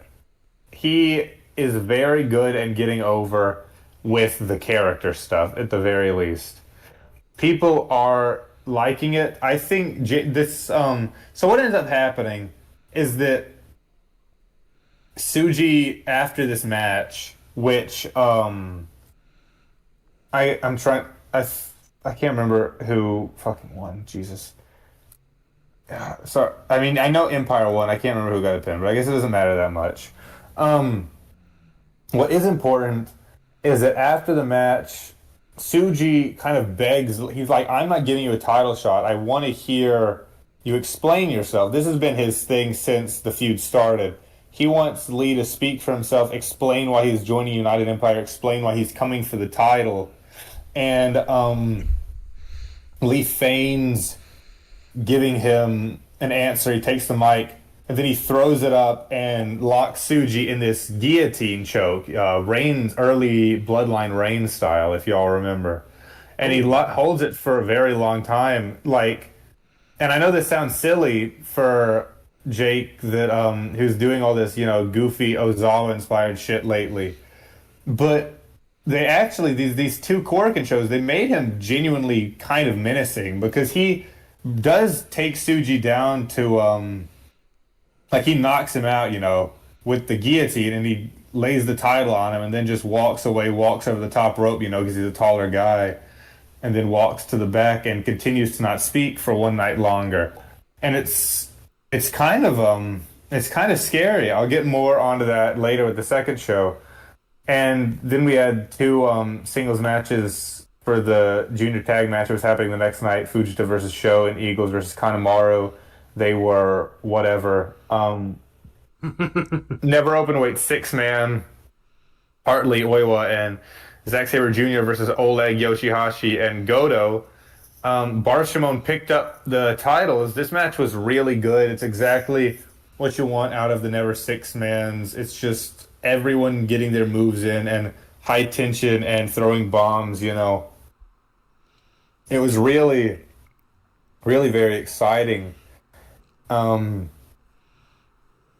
they're running it back at the pay-per-view too, which I didn't expect. But I love how much shine Oiwa's been getting lately. It feels like they kind of flipped a switch on him. I know I talked about before Wrestle Kingdom that he didn't seem like a guy that they really were putting a lot of stock into, but I don't know if that's true anymore. The feud with the Knockout Brothers and keeping him kind of in view after that makes me wonder if maybe it will actually be a big year for Roy. He's certainly getting over, at the very least, which is exciting, and I want to see where they end up going with it. But of course, the Dash tag match, absolutely just put him right back on the map for me. I know for sure. Oh yeah. And a bunch of other people. Yeah, I mean that was a match of the year candidate for me, an early match of the year candidate, and we're about to talk about another match of the year candidate in the tag division. Not even a tag team championship match, a goddamn number one contenders match. Yuya Uemura and Shota Umino took on Black Saints Taichi and Tomohiro Ishii, and Jesus Christ, this one was so good. I know y'all have heard it. This proves that we're back because we're getting the fucking over the top stupid Meltzer ratings again now. This one got the 5.25, and it frankly, I mean, I don't know. I think the whole thing is kind of silliness, but if any of them deserve it, I mean, this one did. It was really, really good.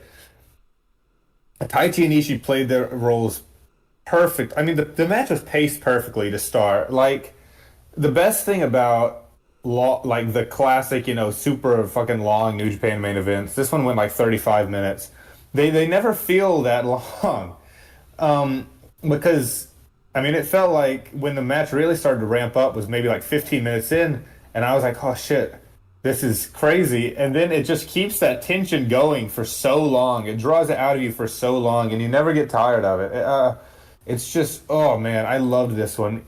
Ishii and Taichi were throwing bombs like never, like you don't see them do except for during, these big New Japan matches when they get these spots. And it's crazy to me how a guy like Taichi, who has so consistently been kind of screwed over by management, not giving him like his due diligence as a guy who's really over as a babyface. Like I admire that he still goes out and tries this fucking hard, And Ishii, like, I know it's Tomohiro Ishii. Everyone knows he's good, but Jesus, man, he is so good still as like a 48-year-old man.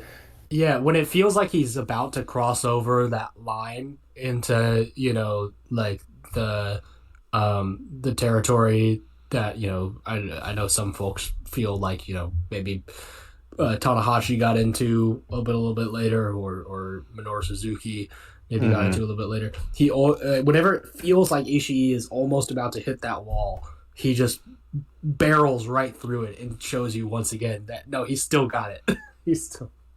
I know, and the sad thing about Ishii is that his style like became so bastardized, Oh yeah, and Flanderized that it's hard to remember. And he played into some of that. Oh sure. Sure, no, that's true. It's just the whole culture surrounding those those never bangers, like people talk about them.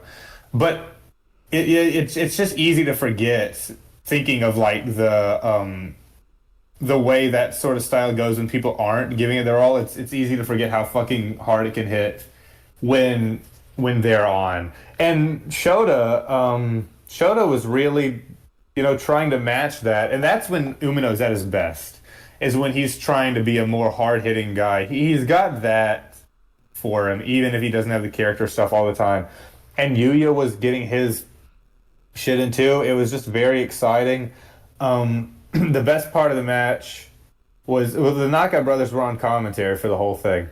And at one point, Taichi and Ishii are in control, and Taichi starts, signaling to you. He looks at Yuto and he starts doing the hand thing. And then Ishii picks him up. Ishii picks Yuya up for a standard sit-down pile driver. And then Taichi sees his moment after kind of making fun of Yuto, and he goes in for the penalty kick, and they hit sort of a reverse version of the knockout blow.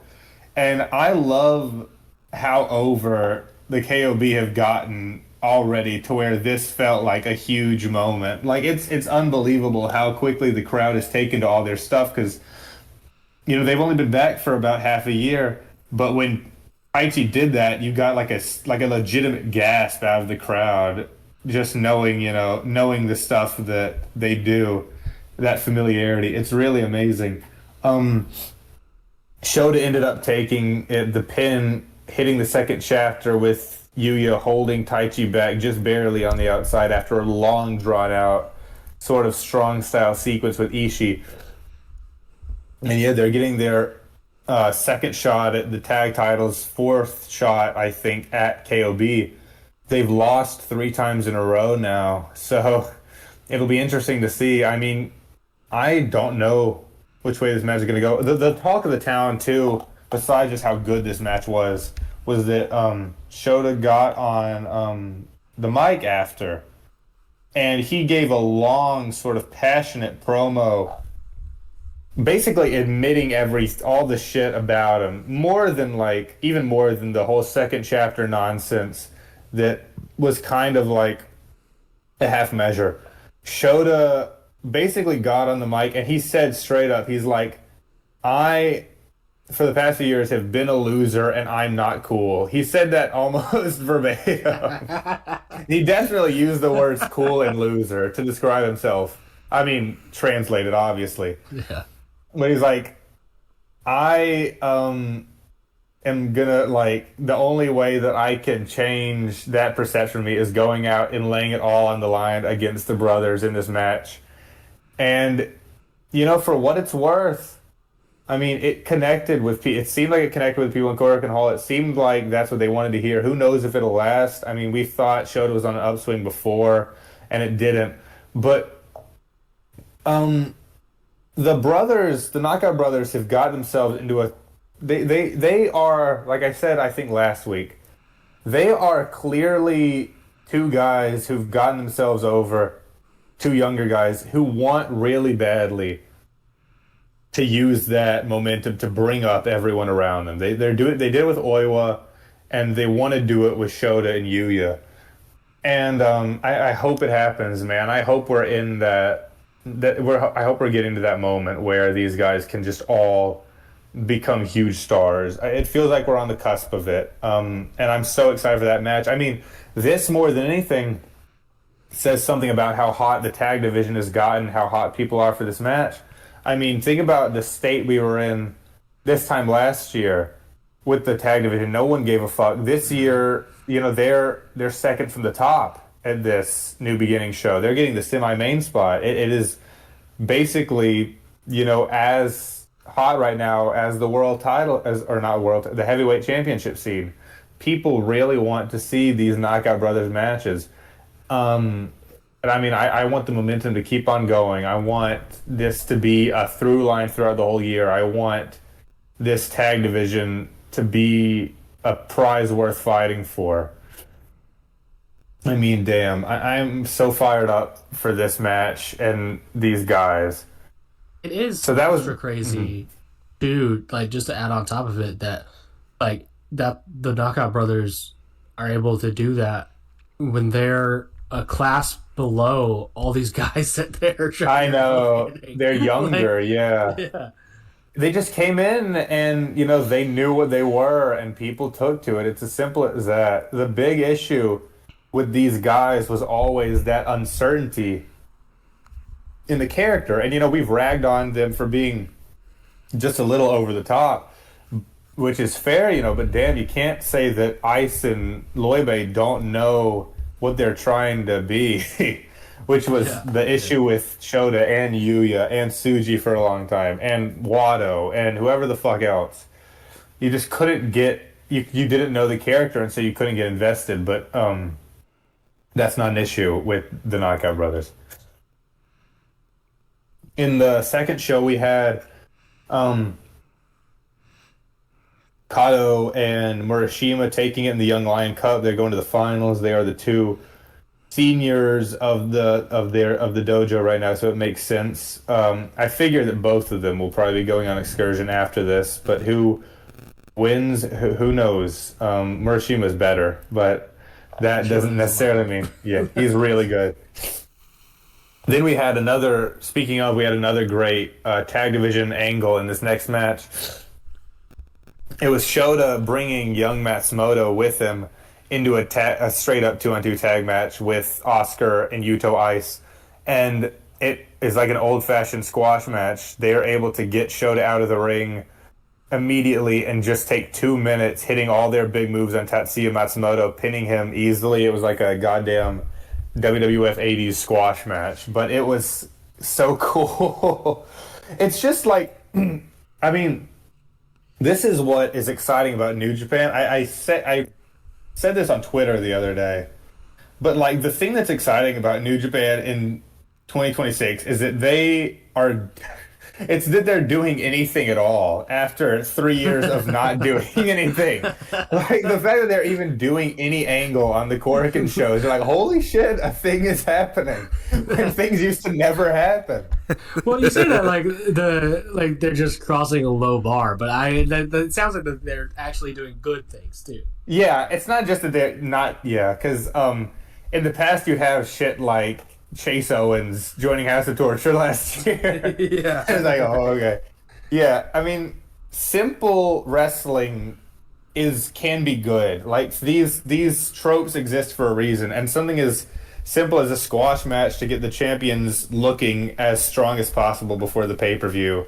I mean, it works, and it worked here too, especially with Shota kind of having this big failure after his speech was cool. Fourth match we had another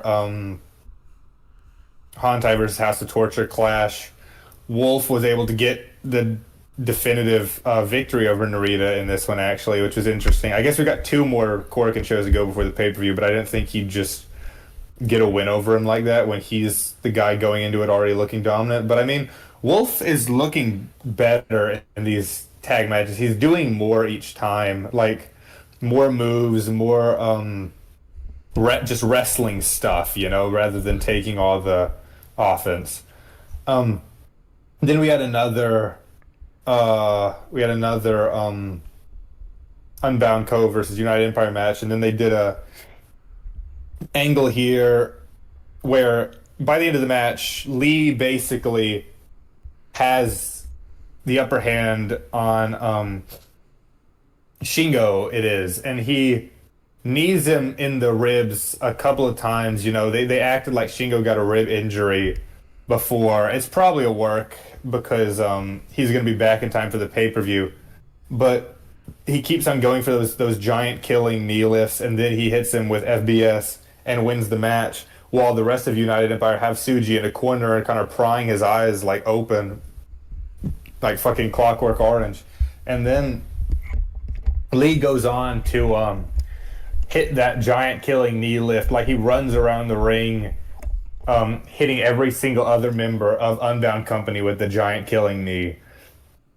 And then he finally picks up the mic to speak to Tsuji after all that, and he says like, all right, I've destroyed like everyone in your faction. Give me that title shot.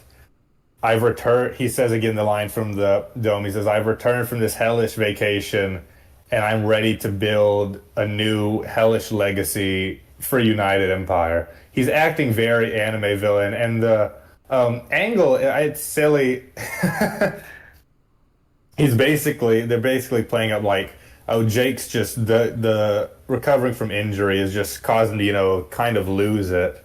Which is funny because it sounds a lot like 2 years in the dojo game kid.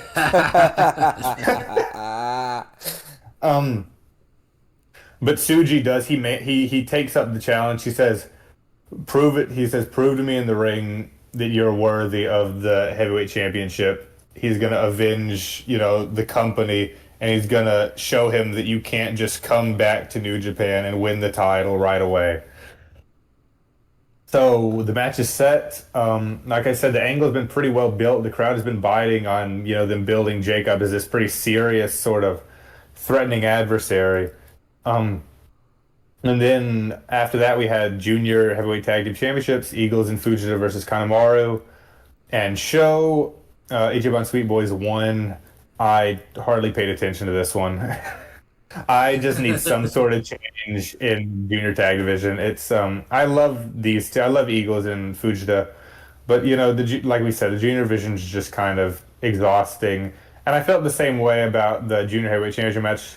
Doki actually won, which I was surprised by and a little bit happy about because I didn't really want this reign to all be for naught, even if the matches haven't been stellar so far. And it felt. In retrospect, it kind of felt like the send-off for Evil because he was the one who kind of gave Doki the most help and propped him up afterwards. Like I said, I wouldn't be surprised if they kind of go in a weird route and have Doki be de facto leader. Ooh, that'd be very cool. Actually, Yeah, I it's would just not be interesting. opposed. Yeah, because they did kind of all gather behind him after it. They like Mm. all the boys were propping him up with a championship, and he's doing this whole thing being like the god of the junior division. And I haven't seen many people mention that is even a possibility, but it's something I thought about knowing that Evil was leaving after the show. And I think, frankly, he's better suited for it than Narita. But I mean, who knows what will happen there? And yeah, those were your two Korakuen shows. We had all these like the card for New Beginning is set now. I don't know if I want to say that or save it for later. Um, but it looks exciting. Oleg versus Ishii was announced for the New Beginning in Jersey, so that's exciting too. Um, New Japan, yes, still on the up and up, even with all these departures. I'm very excited to see what'll happen going forward with the New Beginning, going into the Cup, going into just the rest of the year. I hope they can keep the momentum going. Well, before we scurry back in the United States, if you remember correctly, when we were doing end of the year awards, how I gave a pitiful performance for a women's top 5, I have been trying to use my Wrestle Universe subscription to watch some women's matches outside of the U.S. Not Stardom yet, because Jax doesn't give me the Stardom subscription yet, but we'll worry about that later. But one match... Shh, we don't want TVSIE to hear us. Yeah, one match from Sendai Girls did feature a Stardom wrestler. I watched 2 matches that I want to talk about on the podcast. The first one was Chihiro Hashimoto versus Saya Aida for Sendai Girls. And let me tell you, boys, go watch this match. This was two Haas women just beating the ever-loving crap out of each other. And I told you about Aida. I know. Well, Chihiro's my girl, so I'm like, oh, yeah, I got to see this. I felt bad, though, because the crowd was so behind Aida for, like, the first half of this. Even though it was Chihiro's promotion, it was Chihiro's belt. Have you guys seen Chihiro's entrance gear, by the way? Oh, yeah. I don't think I have, actually. Like the big furry monster? Yes, the big furry monster one. Yes. It always cracks me up when she comes out super serious with just, like...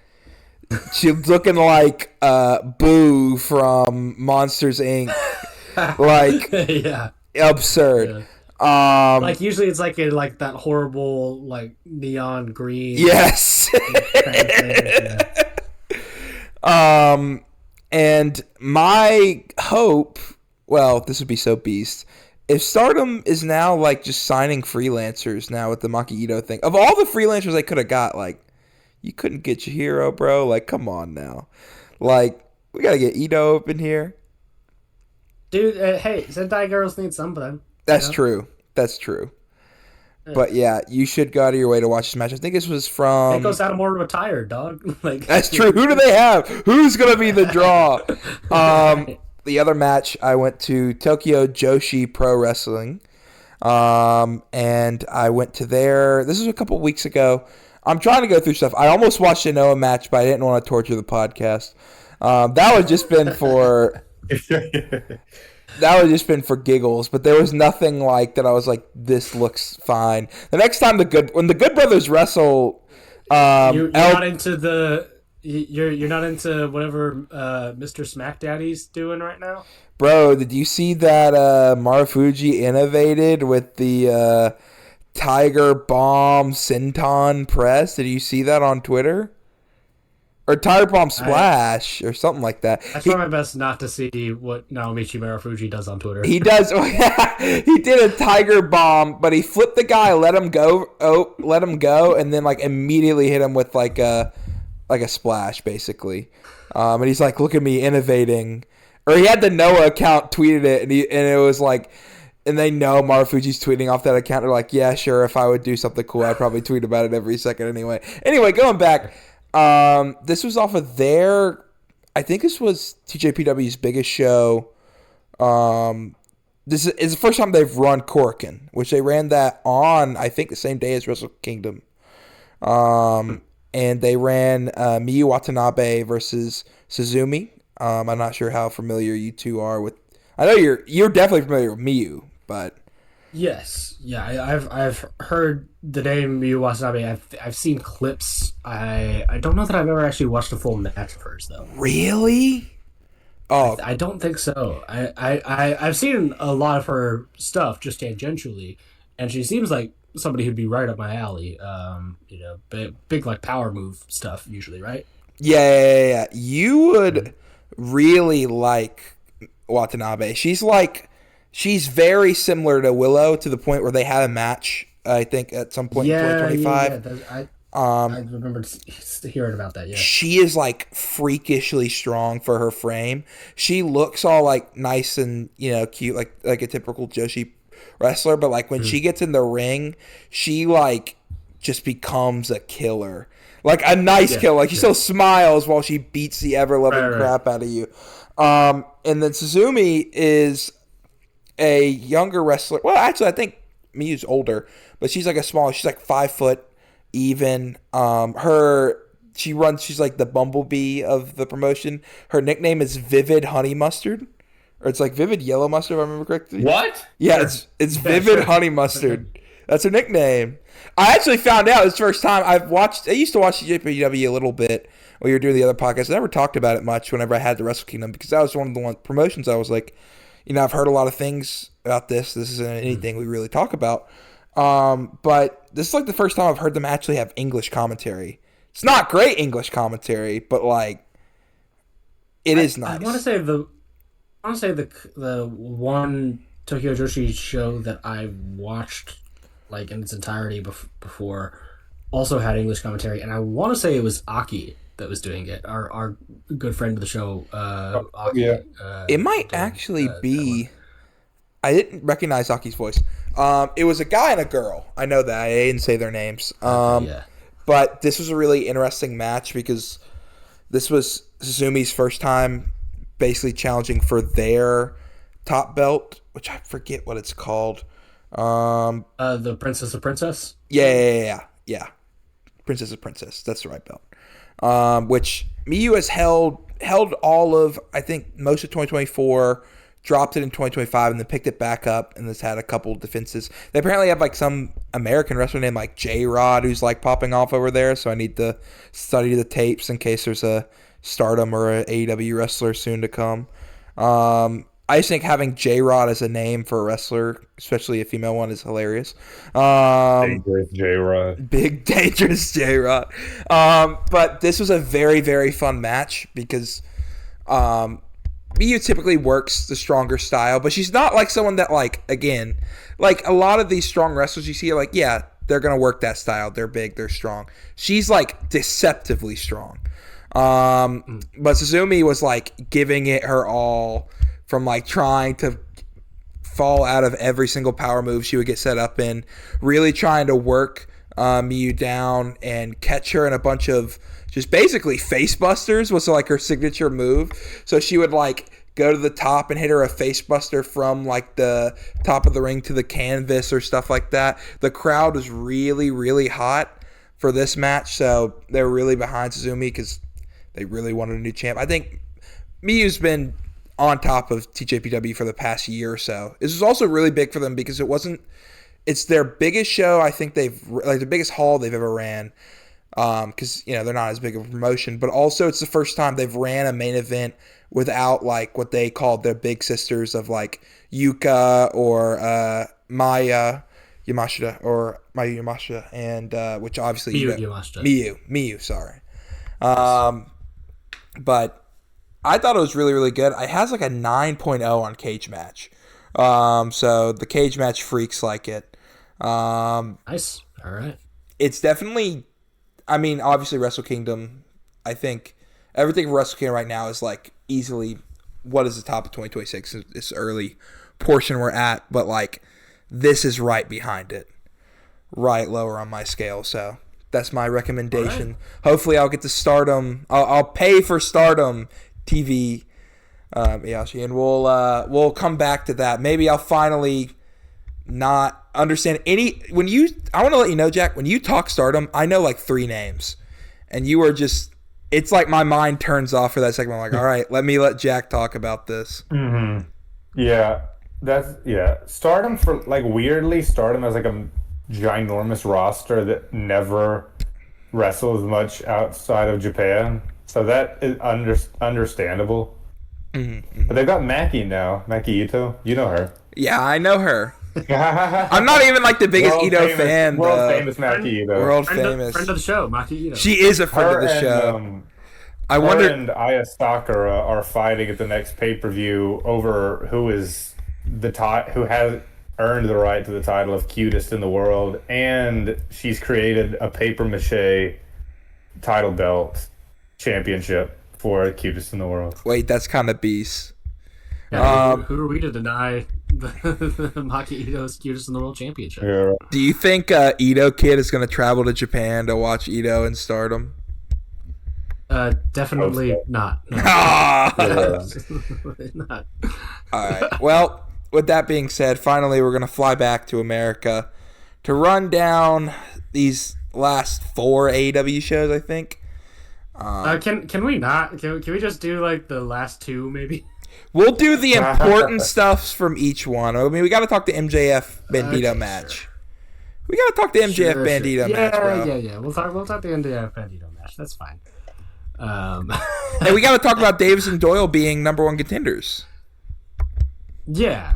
Well, we could have talked about that anyways. But yeah. I'm sorry. I'm being too much of a misanthrope. It's okay.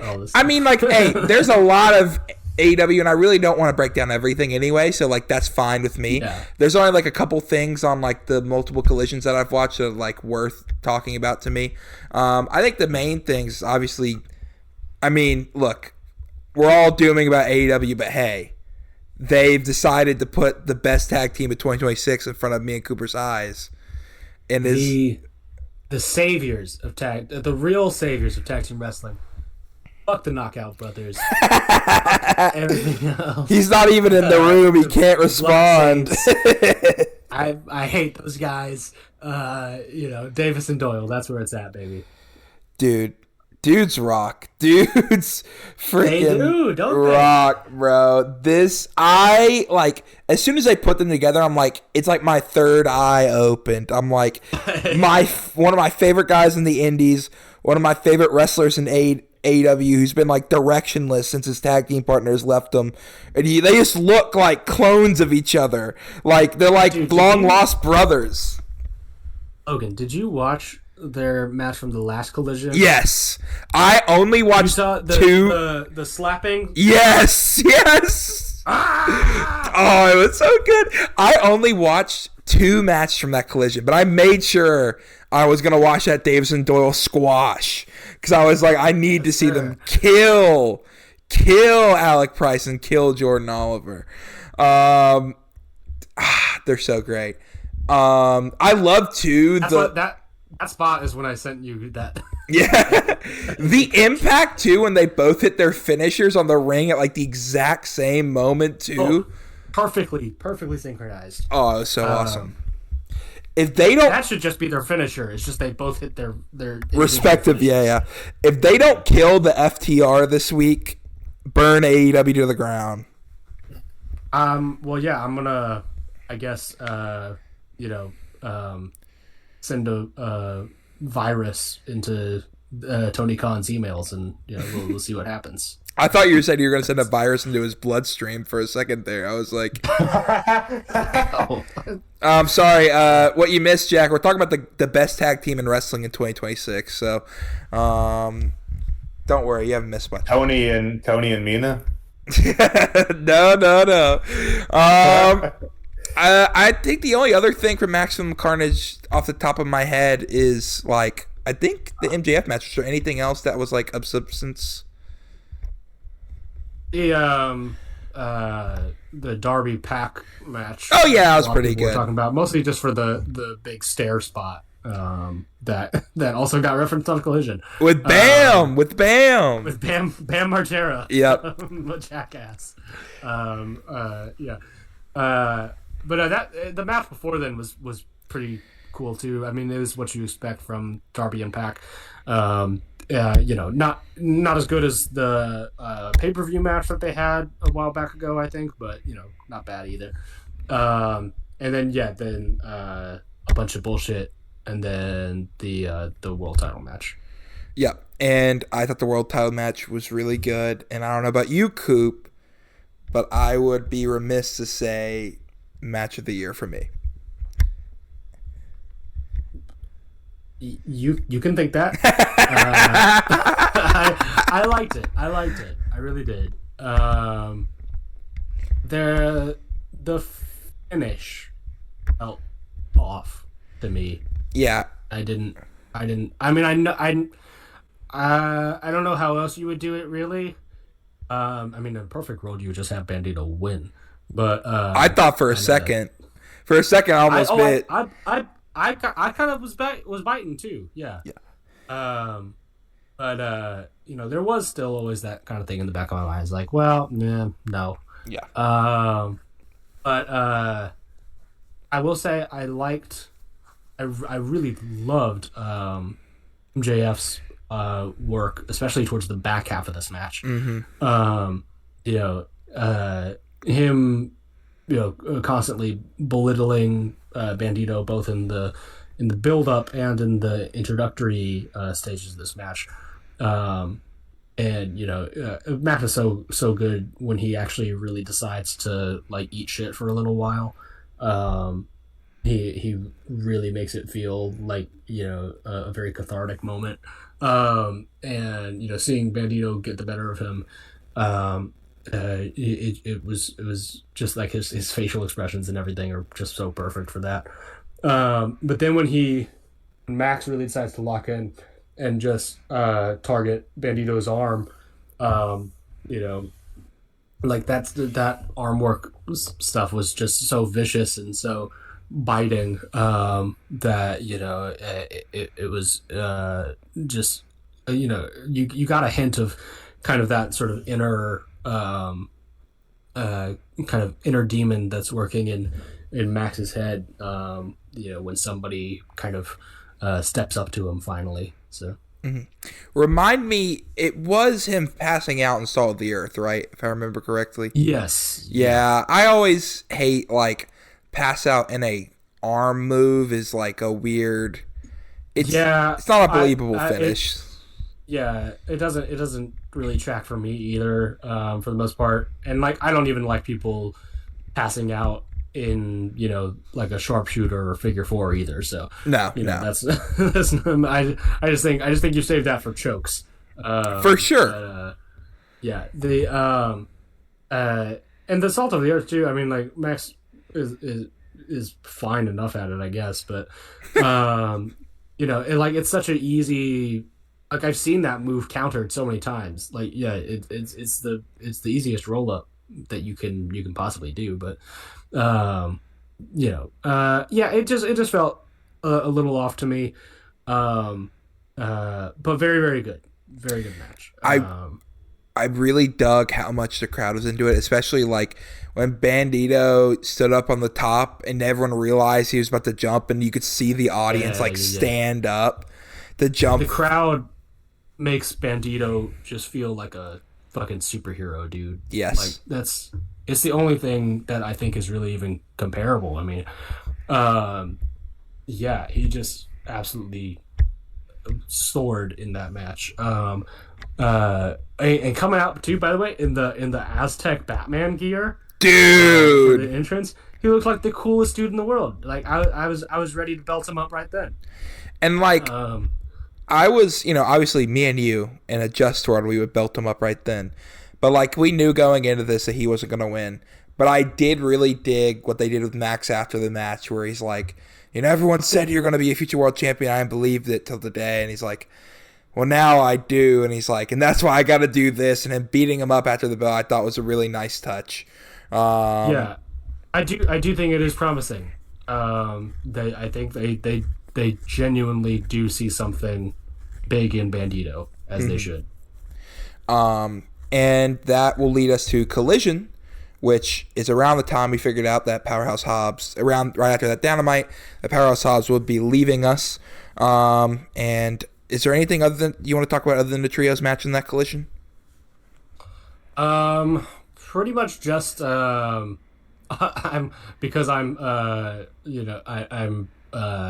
I've bonded onto Eddie Kingston. The GYV. Pay attention to his stuff. Yeah. That was really good. It was a really good match, and I was really disappointed in that finish. Yeah, me too. Ortiz, what are you doing? What are we doing, buddy? I understand he's Eddie's boy, but so basically, and like it's not even like they were that far behind. Like they could have pulled it out. But at one point, Gibson, I think maybe has Eddie in his little Shankly Gates submission, maybe. Yep, but that's he's really what it was. close into the ropes. And Ortiz on the outside, it's a goddamn sock of dimes, and he whacks Gibson over the head with it, and then Eddie, rolls him up for the win. It's just they full on just cheat to win. Well, yeah. No. It was a little. I can't. It was a little bit more nuanced than that. It was no. Let me explain. Let me finish. Eddie had gotten out of the submission. He was fighting, Drake. Gibson was on the outside. When Eddie wasn't looking, Ortiz hits him with the dimes, and then Eddie turns around and hits him with the DDT. He didn't see any of that happen, which is an interesting wrinkle. Yes, sure. But you've just justified Zach Gibson's rant on him, later, that they're a bunch of cheaters. they fucking stole the win from us. He hit him with a foreign object. But the GYV tried to do that with the scarf originally, with the choke. But the GYV are heels. Yes. Two things. I don't hate the finish. I was actually hoping the GYV would win because I was like, this would be interesting if they continue this feud. Same here, actually. I don't hate the finish because I know this will lead to something else. Two things. One, I don't really know what you're going to do with Ortiz if you turn him heel, Obviously, Eddie can't be heel right now, Yeah, that's just the point. My hope is, but Eddie is someone that will get dirty, He's not remiss to doing dirty tacks and stuff like that.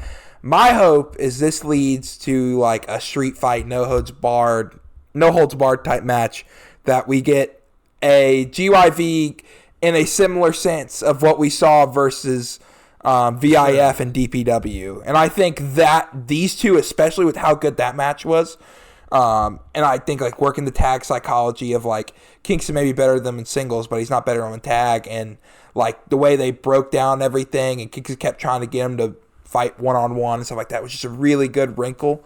It is interesting. Like, again, I don't know if Eddie necessarily saw him hitting him with the dimes. So that's why I was like, I don't think he did either, but I don't think it matters if he did. Yeah, that's my thing. I'm not besmirching Eddie Kingston. I'm besmirching Ortiz. Because Ortiz is a dumb fuck and a bad friend. That's funny, but I still thought it was a really good match. Yeah, it was a good match. And then we had the main event for the Maximum Carnage Collision for the trios belts. And this just made me sad. Yeah. I will say that. He did business the absolute right way. Treated it like a complete pro.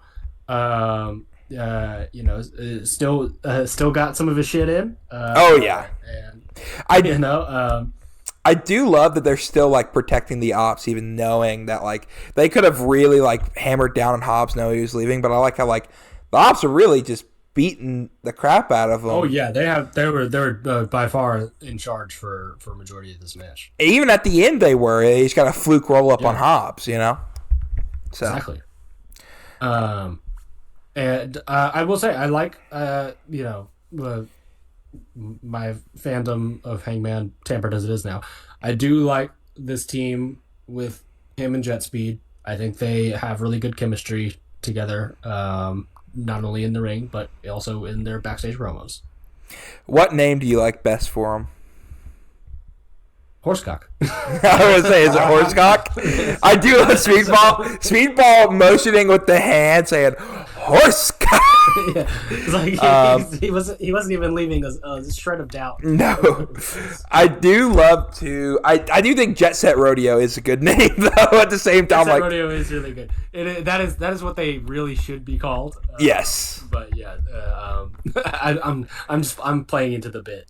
I do think that's like the funniest one. It makes like no sense either for like are they the cock in the equation? What's the jet speed part? Yeah. Well, it's funny too. Like almost all the someone said Jet Horse 1, I think, or Air Horse 1.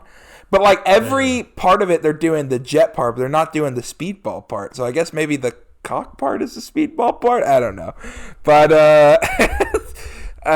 whatever. I do think it's nice the trios titles change. It was time for something to happen because the ops weren't really doing much with these, but like they just. I mean, it's not going to change anything. Yeah, they're not going to do anything with this. I don't know why I'm saying it's like it's a good thing, and they're going to actually start using the belts again. There's no good trios belts in wrestling. Can we think of one? Man. The Lucha Underground trios? I was about to say back in the day. Yeah. Back in the day, but currently, yeah. But yeah. No. But anyway, we move on to Dynamite this week. And then I've watched the show, but I don't remember how it starts. Do you remember how it starts, Cooper? Do I need to look this up? I do remember how it starts. Because this had the Samoa Joe Mike Bailey match where Mike Bailey just straight up kicks Samoa Joe in the jaw. That is true. They were going so unnecessarily hard on each other. It was great. Mike Bailey. Shibata does the grapple style from WWE All Stars on Mike Bailey. Shibata did a Tekken combo on Mike Bailey. That was true. My dad was watching this with me today, and whenever the Ops came out, and specifically whenever Shibata started doing his Tekken combo, he was like, see, like, when you hear the crowd reacting, why does the ref not turn around? And I was like, you got to suspend your disbelief here, Dad. Like, the ref's so stupid. This is a fact in wrestling. Yeah, he's checking on Joe. Dude, what's funny, though, is Shibata hit the exact same spot on Bailey in the Ops in the trios match, but he hit it with so much more stank in this match. Like, I don't know if Bailey didn't, like, fully twist over, but, like, he was like, I'm just going to rush this, and you're going to go, brother. He did the same thing with Hangman on Collision later too. Yeah. Awesome. He's the best. But yeah, Samoa Joe picks up the win. And later on I told him, I said, see, this is why you have two guys, Dad. You can have one guy distract the ref, the other guy hit your opponent from behind, and then you have the setup. It's why Samoa Joe's so smart. It makes no sense too. Like, why doesn't Kevin Knight and Hangman come down to help their partners whenever he sees the hook and Shibata come down? Like, it makes no sense. Or at least Kevin Knight, you know? Kevin is preparing for his match with Swerve later, and Hangman is going back to the Cracker Barrel to hang out with his I do. Whenever he said Kevin is doing this, I'm like, I know where Hangman is. I know where this is heading. Yeah. We also we had the Brody King MJF segment, normal MJF heat. This is one thing, and it goes throughout the show and through Collision. I really like, and this is one thing that they really do well during MJF title runs, which I know you not a big fan of, but MJF refuses he's never going to be a fighting champ kind of thing. He's never just going to hand out title opportunities. So one thing I do think AEW is doing very well right now is the amount of people that are like, I want the world title. You have Bandito just coming off a loss. You have Brody King, Kenny, Swerve, Hangman, Joe, Andrade, all these people that are out, like 6 or 7 challengers you have possibly lined up. possibly their storyline is, and obviously not all of them are going to get that match, but just having that makes it more intriguing when you have these number one contendership matches. It makes TV more and more watchable every week, and it seems they typically get focused around the time they have, like, that was the one thing about the Mox storyline. It's like, everyone, let's work together to take Mox out. It's like MJF's like, no, we hate this guy, and we're all going to do it on our own, Yeah.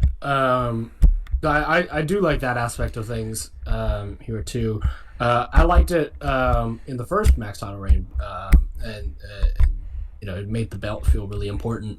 But I like too, they are getting to that point at the start of this reign, whereas it took them a calendar year last to get around to that point. So hopefully maybe that this is a signal that this one is not meant to be as world ending as that one. So we hate MJF. Everyone's like, we hate this guy. Then we move on to the Don Callis family, Black and Red, versus the Death Riders, a team of Lance Archer, who put up a solid double-double for the family, Hechicero, and RPG's Vice's own Rocky Romero, facing Jon Moxley and his two young boys. Cooper, this was fun. It was fun. Yeah, it was a good plunder match. I'm just happy. Sorry, go ahead. I saw some miscellaneous debris in somebody's back. I assume it was Jon Moxley's. But at this point, we were me and Logan were on the phone talking through our cut lists. So we were not paying attention to this match, or at least I wasn't. Well, I didn't watch Dynamite till this morning, so I was on tape delay, brother. I really enjoy Lance Archer, and we don't get to see him that often, and this was a very fun showcase of him. There was one spot where he takes out Mox onto the what's it called, the barbed wire, and then he takes out both Garcia and Yuta. He grabs Yuta by the hair and starts dragging him up the ramp, and there's just like a trash can lid, and he picks it up and very gracefully just like wallops Yuta in the head with it, like very kindly, not hard at all, and it was like the funniest thing to me. And it was funny too. My dad's like, "Gosh, he's such a big guy," and I'd already seen like Claudio's coming out. I was like, "Oh, just you wait. There's another one. There's another one." But yeah, I enjoyed a lot of this. I enjoyed Marina getting in, and also it's funny. Like Don Callis has 20,000 people in his family, yet the Death Riders are able to have like a 6-on-3 advantage against them. Like, you can't bring any of your other guys to help out the family here. All right, man. Bad night for the family all around. Then we had the little showcase match with Price and Oliver versus FTR, where FTR beats them. They get a little bit of offense in. The only thing of significance from this segment to me was the Help Big Stoke Foundation. Apparently that it is a real website. Oh, I know. And donate to Stokely Hathaway. But Alec Price and Jordan Oliver are the most indie-rific looking guys on the entire AEW roster. They changed nothing about. They did not invest in some new TV gear or anything. They are just the same guys from GCW transplanted into AEW, and it was strange. I do think Alec Price, disgusting as he looks, is a really interesting bumper.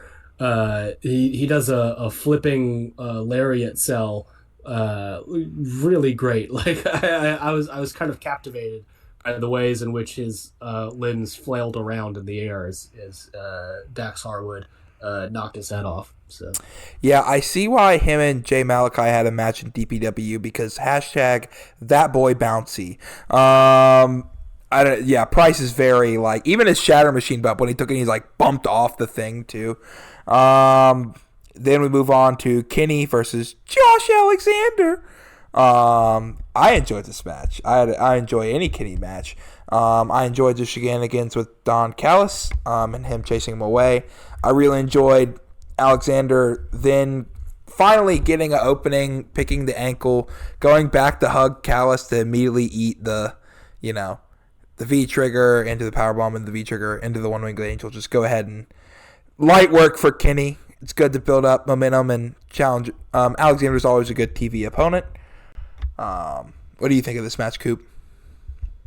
I love this match.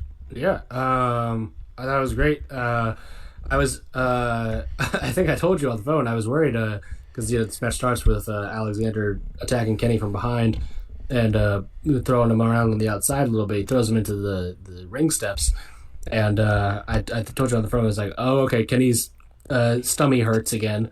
And I was worried that they were going to do that same kind of match format, but they really didn't. I mean, this was a big showcase for hey, remember that Kenny Omega is one of the best wrestlers in the world, please.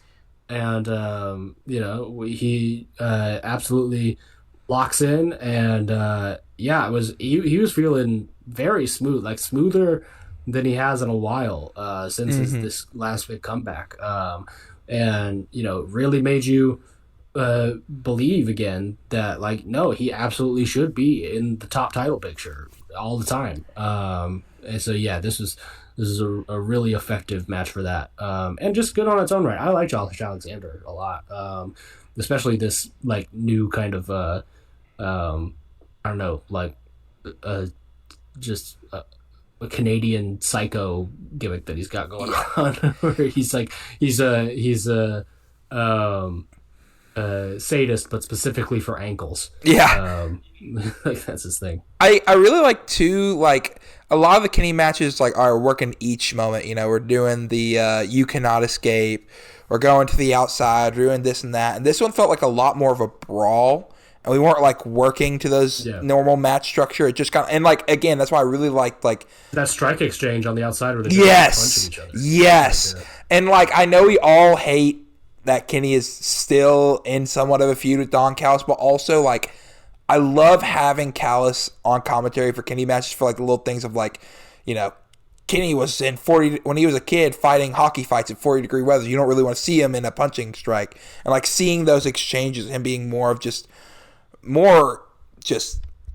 like a John Moxley brawler on the outside was more enjoyable for me. Then we go on to Timeless Love Bombs versus Bane and Ford. Cooper, tell me what happened to this match, because I was barely paying attention. I watched that Marina Shafir got in the way of the finish, and Bane and Ford won with the Doomsday Device. Is this Ford's first match back since injury? I think so. Actually, hold on. Let me take a quick little look here so that I don't look like an idiot. Oh no, she made her return on the Maximum Carnage Collision. They had a match with some local competitors.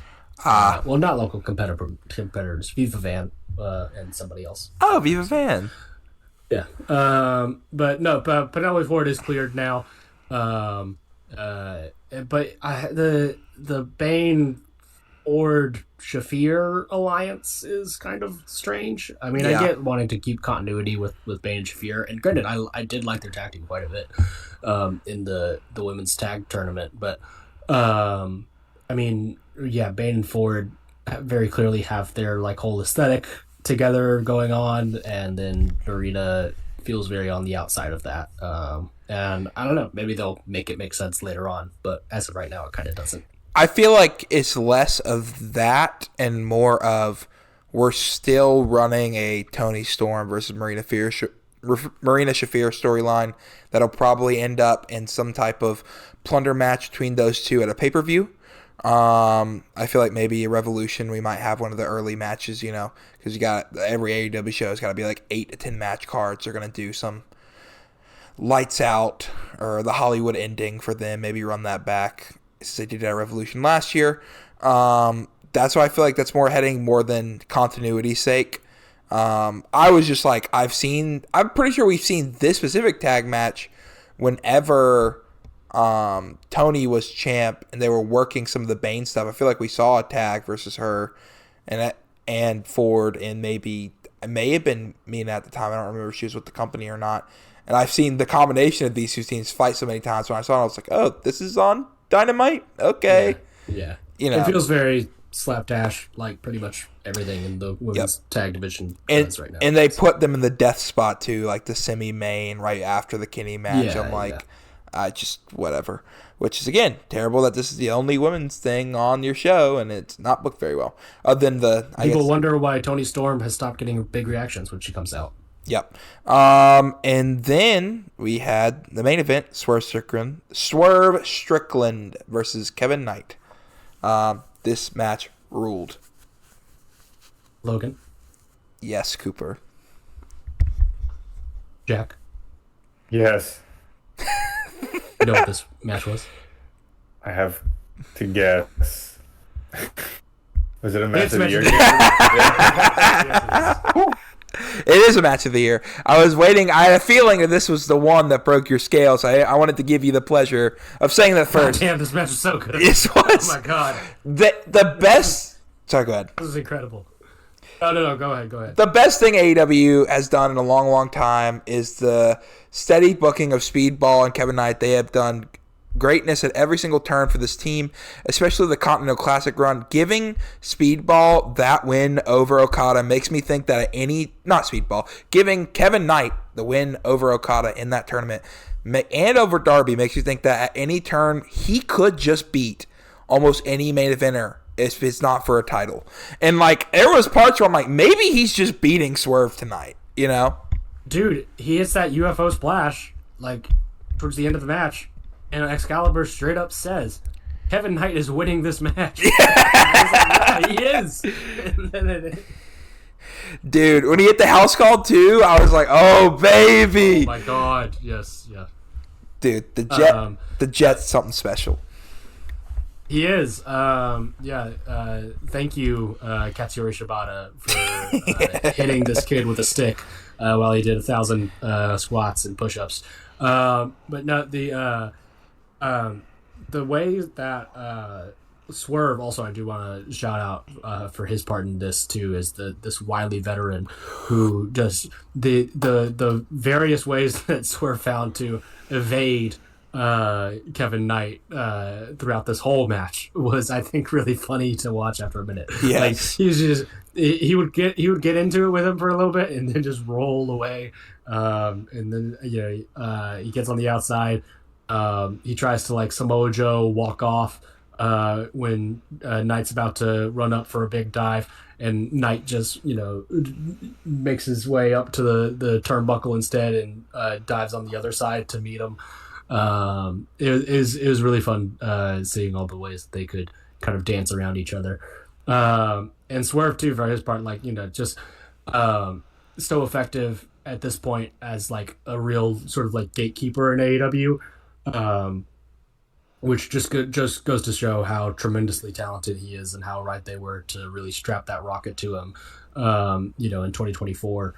And yeah, oh my God, like just watch it. Just watch this match. It was amazing. For sure. Watch the dang match. You could probably find it on YouTube somewhere.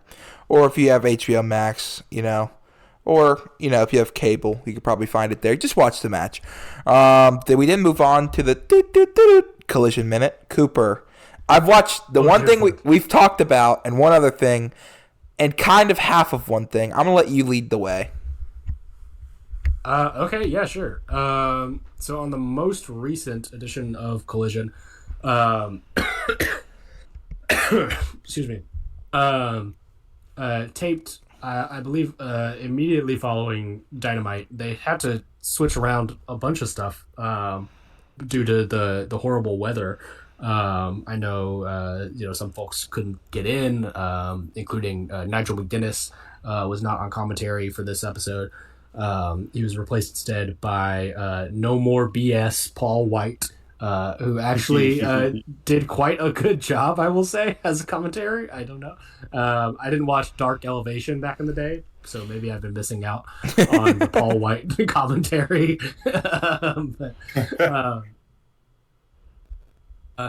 This episode opens up with Katsuyori Shibata versus Adam Page. That was set up on Dynamite when Adam said that he had scheduled this match so that every member of was Jet Speed Radio or whatever. What was the team name again? Jet Set Rodeo. Jet Set Rodeo. So that each of them can have a singles match against a member of the Ops. This was pretty fun. Like I say, Shibata pretty much right out the gate hit that rolling suplex spot on the outside with Hangman, and he did in fact look like he was trying to force him up for it too. A lot of gnarly stuff around the table. Hangman, is getting that big, brawling style in with these big boots on the apron and stuff like that. At one point too, also Hangman tries the buckshot Shibata from the top turnbuckle instead of springboarding from the apron. I don't think I'd ever seen that variation of a buckshot before, but it kind of worked oddly. If he had landed it, which he didn't. So then he has to go on to the outside and hit it from there. Adam Page gets the win. The consequences are non-existent in the world of professional wrestling. Whatever. I'm not gonna do it. All right. And so then we had a eliminator match for the AEW Women's World Title. The champion, Chris Statlander, going up against local Orlando competitor Isla Dawn. I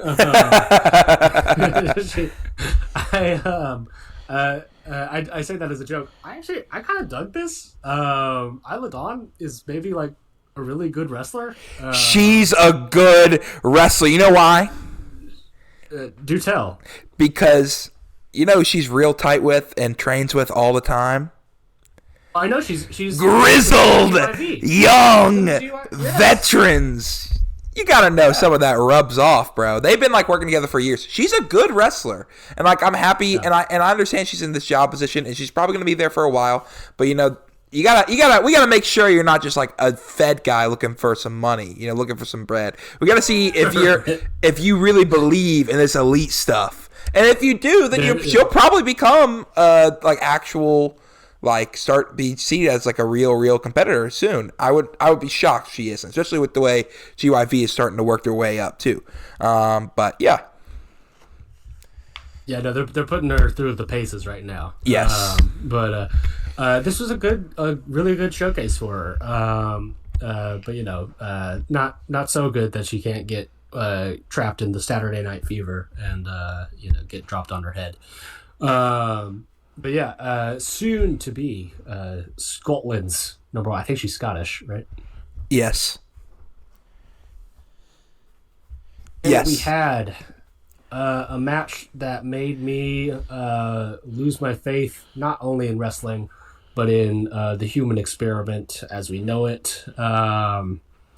The return of Protoshta, the team of Kyle Fletcher and Konosuke Takeshita, versus the father and son duo of Austin and Billy, Mr. Ass Gunn. What are we doing? You know why it was this match, though, right? Yeah, I know, because the storm and whatever, and we couldn't get people in. Who were they originally supposed to face? I think Juice was injured, is what it was, and so there was supposed to be Juice, and then again, Juice and Austin combination. I think so. It's either that or the Storm, which I think he was injured because he would ride with Tony, and Tony was there, so I think he was injured.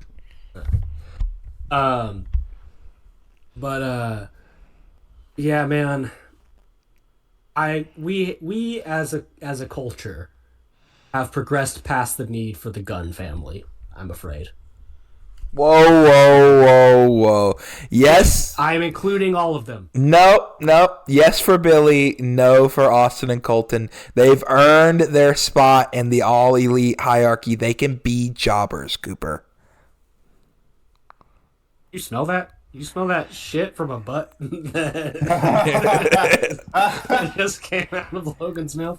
What is happening? Respect the gun club, brother.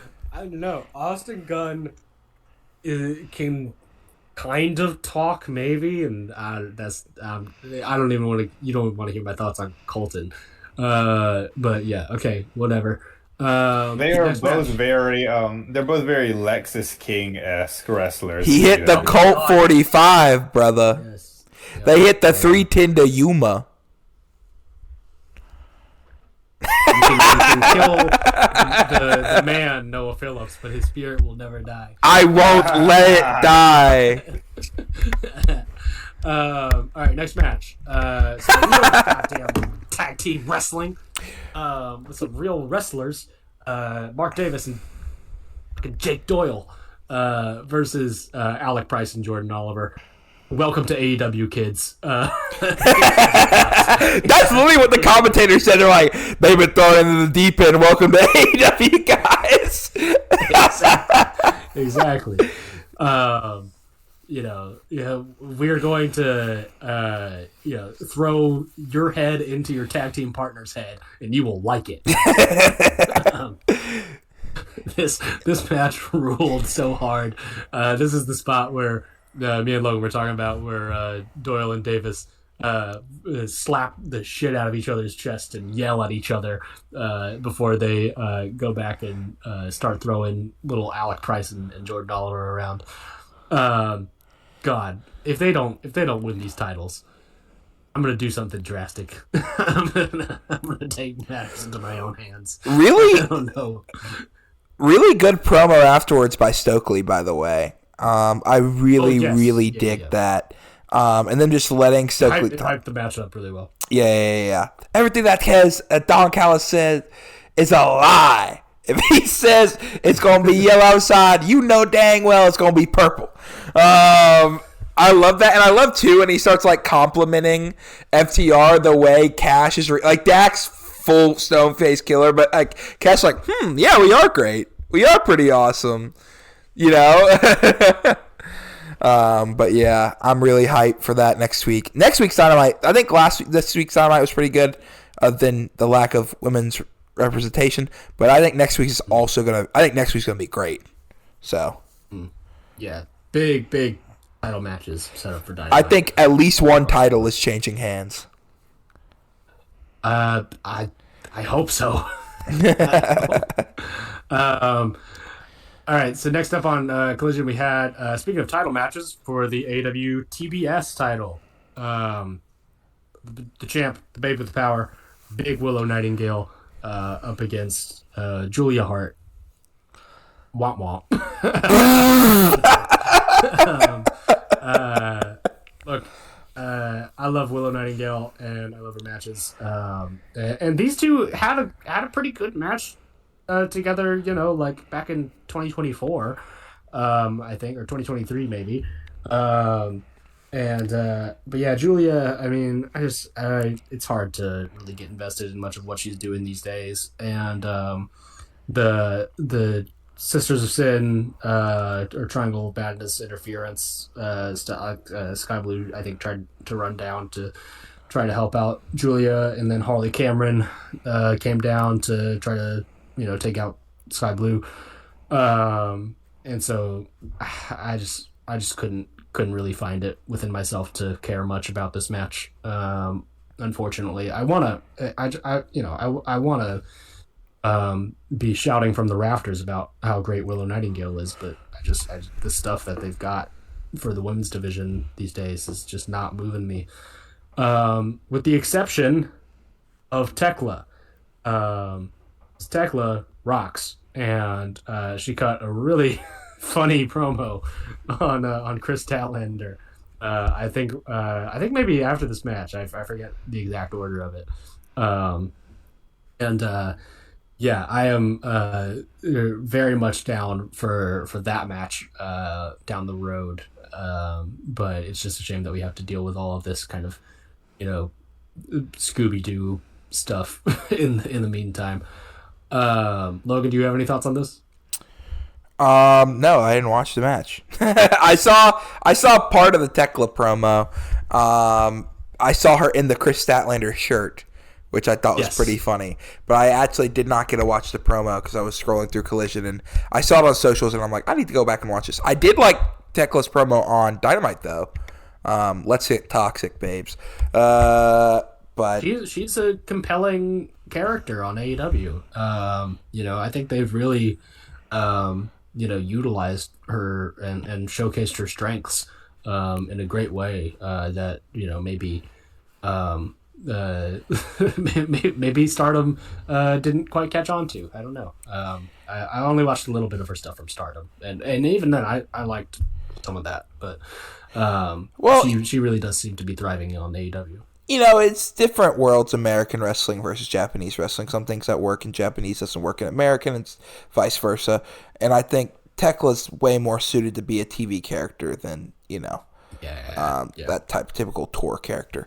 But yeah, what do we have after this? Is it the Andrade match? Yes, it is. Andrade versus CMLL's Magnus. And if CMLL fans weren't happy about AEW people going over on the CMLL shows, they're gonna hate this. About this. Brother, Andrade, this is the one other match I watched. I just watched it because I was like, I heard that Andrade stripped, and I was like, okay, I'm here, brother. He wrestles in this dude looks like he just came off the street too, full baggy shirt, hair down. He's wearing the pants, but it's not even the super nice ring pants he normally has. I think it's more of the baggy fit. And I'm because sometimes wrestlers will wrestle in even Naito wrestles in t-shirts, but he's still wearing normal gear, which I guess he was in a sense, but it didn't look like it. You know what I'm saying? It looks weird for him to wrestle in a t-shirt.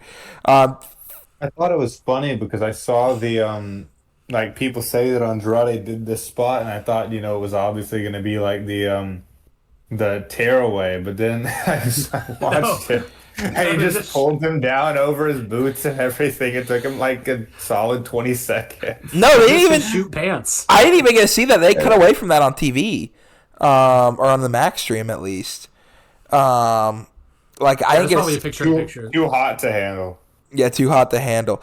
Okay, what do you think the logo was on his trunks? I think it's his new logo. No, that's the United Empire logo, brother.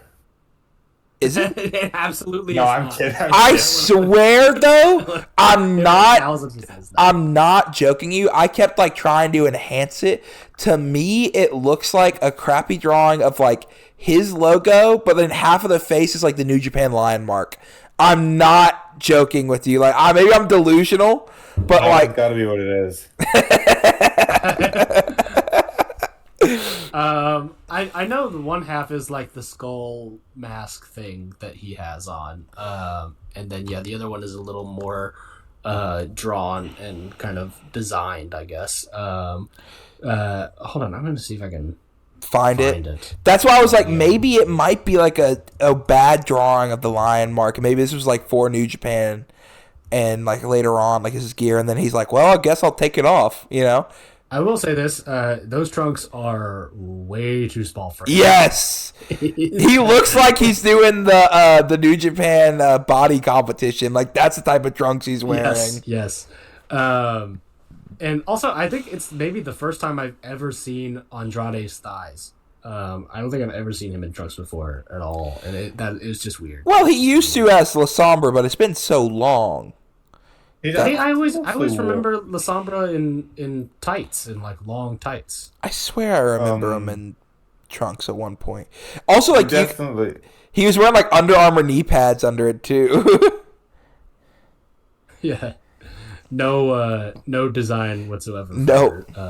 Underneath the trunks. I can't find a picture of these trunks with his butt showing, and that's what the logo's on. So Yeah, it was very hard. That's why I was like, maybe this might be. I can't tell. But that's like Sorry, go ahead. No, I was just gonna say that Andrade fucking stunted on Magnus so goddamn hard on this match. I think poor Magnus has to, maybe rethink some things.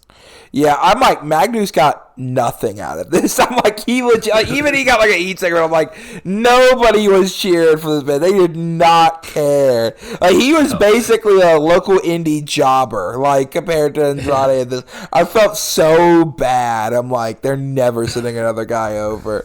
I love too the plant they had to play as a fan to take the selfie. Oh yeah, that was fun. That was really fun. 100% plant, but yeah, it was a good use. Yeah, well, Tekla beat her up backstage like a couple segments ago or whatever. It's one of those people that. Oh, okay, yeah. I do love him trying to like put the digits in with his gloves, and it's so obvious that like he's not typing anything. Yeah. I love too. Someone tweeted it and said like, Andrade giving a fan his number or something like that, and he quoted it with the how you know. He is he's a real Latino man. Real Latino man. I know. I love him so much. Yeah, maybe he can, I don't know, actually make New Japan good again.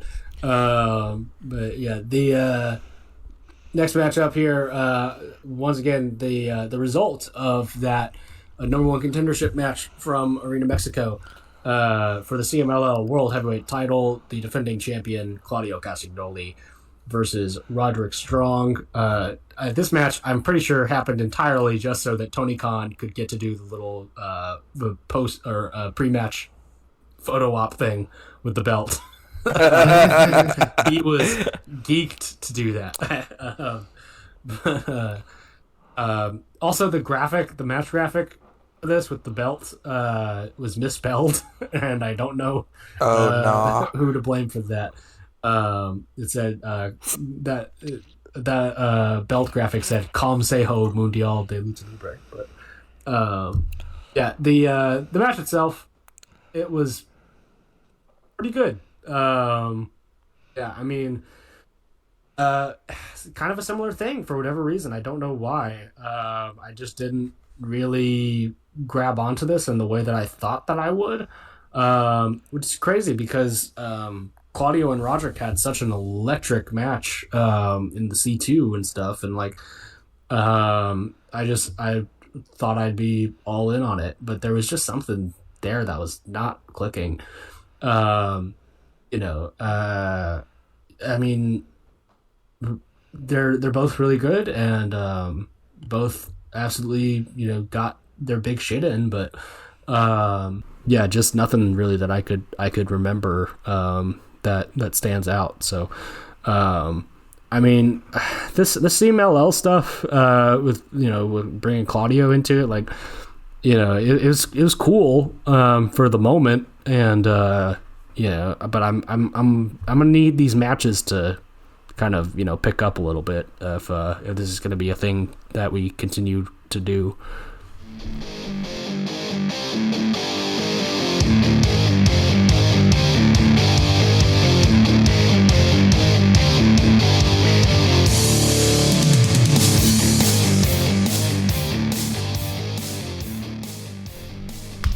Thank you for listening to Strongest Style, a pro wrestling podcast. That has been it for us this week. But if you want to follow us on social media, you can follow E at by Logan Hurston. You follow Jack at Average Darth. I am launching a new social media before this one comes out at Strongest Style Pod. Cooper doesn't have any social media, but Cooper, any last words? Tony Khan, if Davis and Doyle don't win these tag belts, you know what I am capable of. You can follow this on all your podcast players of choice. If you are one of the thousands of people that apparently watch on YouTube, please hit the subscribe button and send it to all your friends who like wrestling, as we would love to be in their eardrums too. You will see you guys later. Goodbye and good night. Bang!